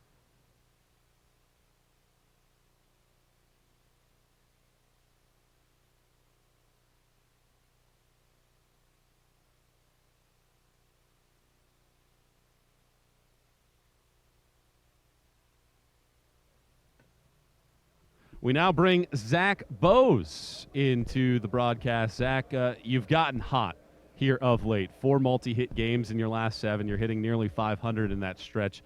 How has your mindset changed after you were scuffling a little bit there in the middle of the year? Me and Griff have just been talking. He just wants me to be aggressive, and we've really been talking about trying not to do too much and just trying to stay flat to the zone and hit good pitches. Walk us through the emotions for your team, because through the first couple innings, you left 7 on base in the first 4. Only 1 run. You're down 4-1. Feels like Tusculum has all the momentum. And then, boom, you guys punched back with 7 unanswered. What was the emotions like in the dugout? We just knew we were 1 big hit away and that we knew we were going to break through. We just had to stick with the process, and luckily it worked out for us today. When you look at a game like this, you do leave 13 on base, but it felt like every guy contributed. What does that say about your group that you were able to stick with this? The pitching staff was great, the defense was great, and the lineup produced when big spots presented themselves. Just that we're deep, that we know if one guy doesn't have it, the next guy's going to pick us up, and we got guys on the bench that can come in and do a job at any time. Zach, really appreciate the time. Congrats on the win. Thank you, Mark. Appreciate it.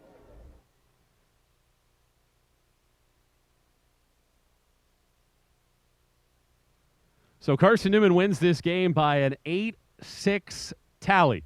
And the Eagles are moving along into the winner's bracket. Carson-Newman will play at 6:30 tomorrow against the Newberry-Wingate winner. That'll come up here in just about an hour. While Tusculum will take on Coker in our first game tomorrow. That game is at 11 a.m. Thanks for tuning into this broadcast. Stick with us. We'll have the awards ceremony coming up here in just a moment as we get everything set down on the field. And then the nightcap. It is Newberry and Wingate, the 3 versus the 4 matchup right here on SAC Live. The final score, it's Carson-Newman 8 and Tusculum 6. For our entire crew, I'm Michael Wattrank signing off. Thanks for tuning in to this broadcast on the SAC Digital Network.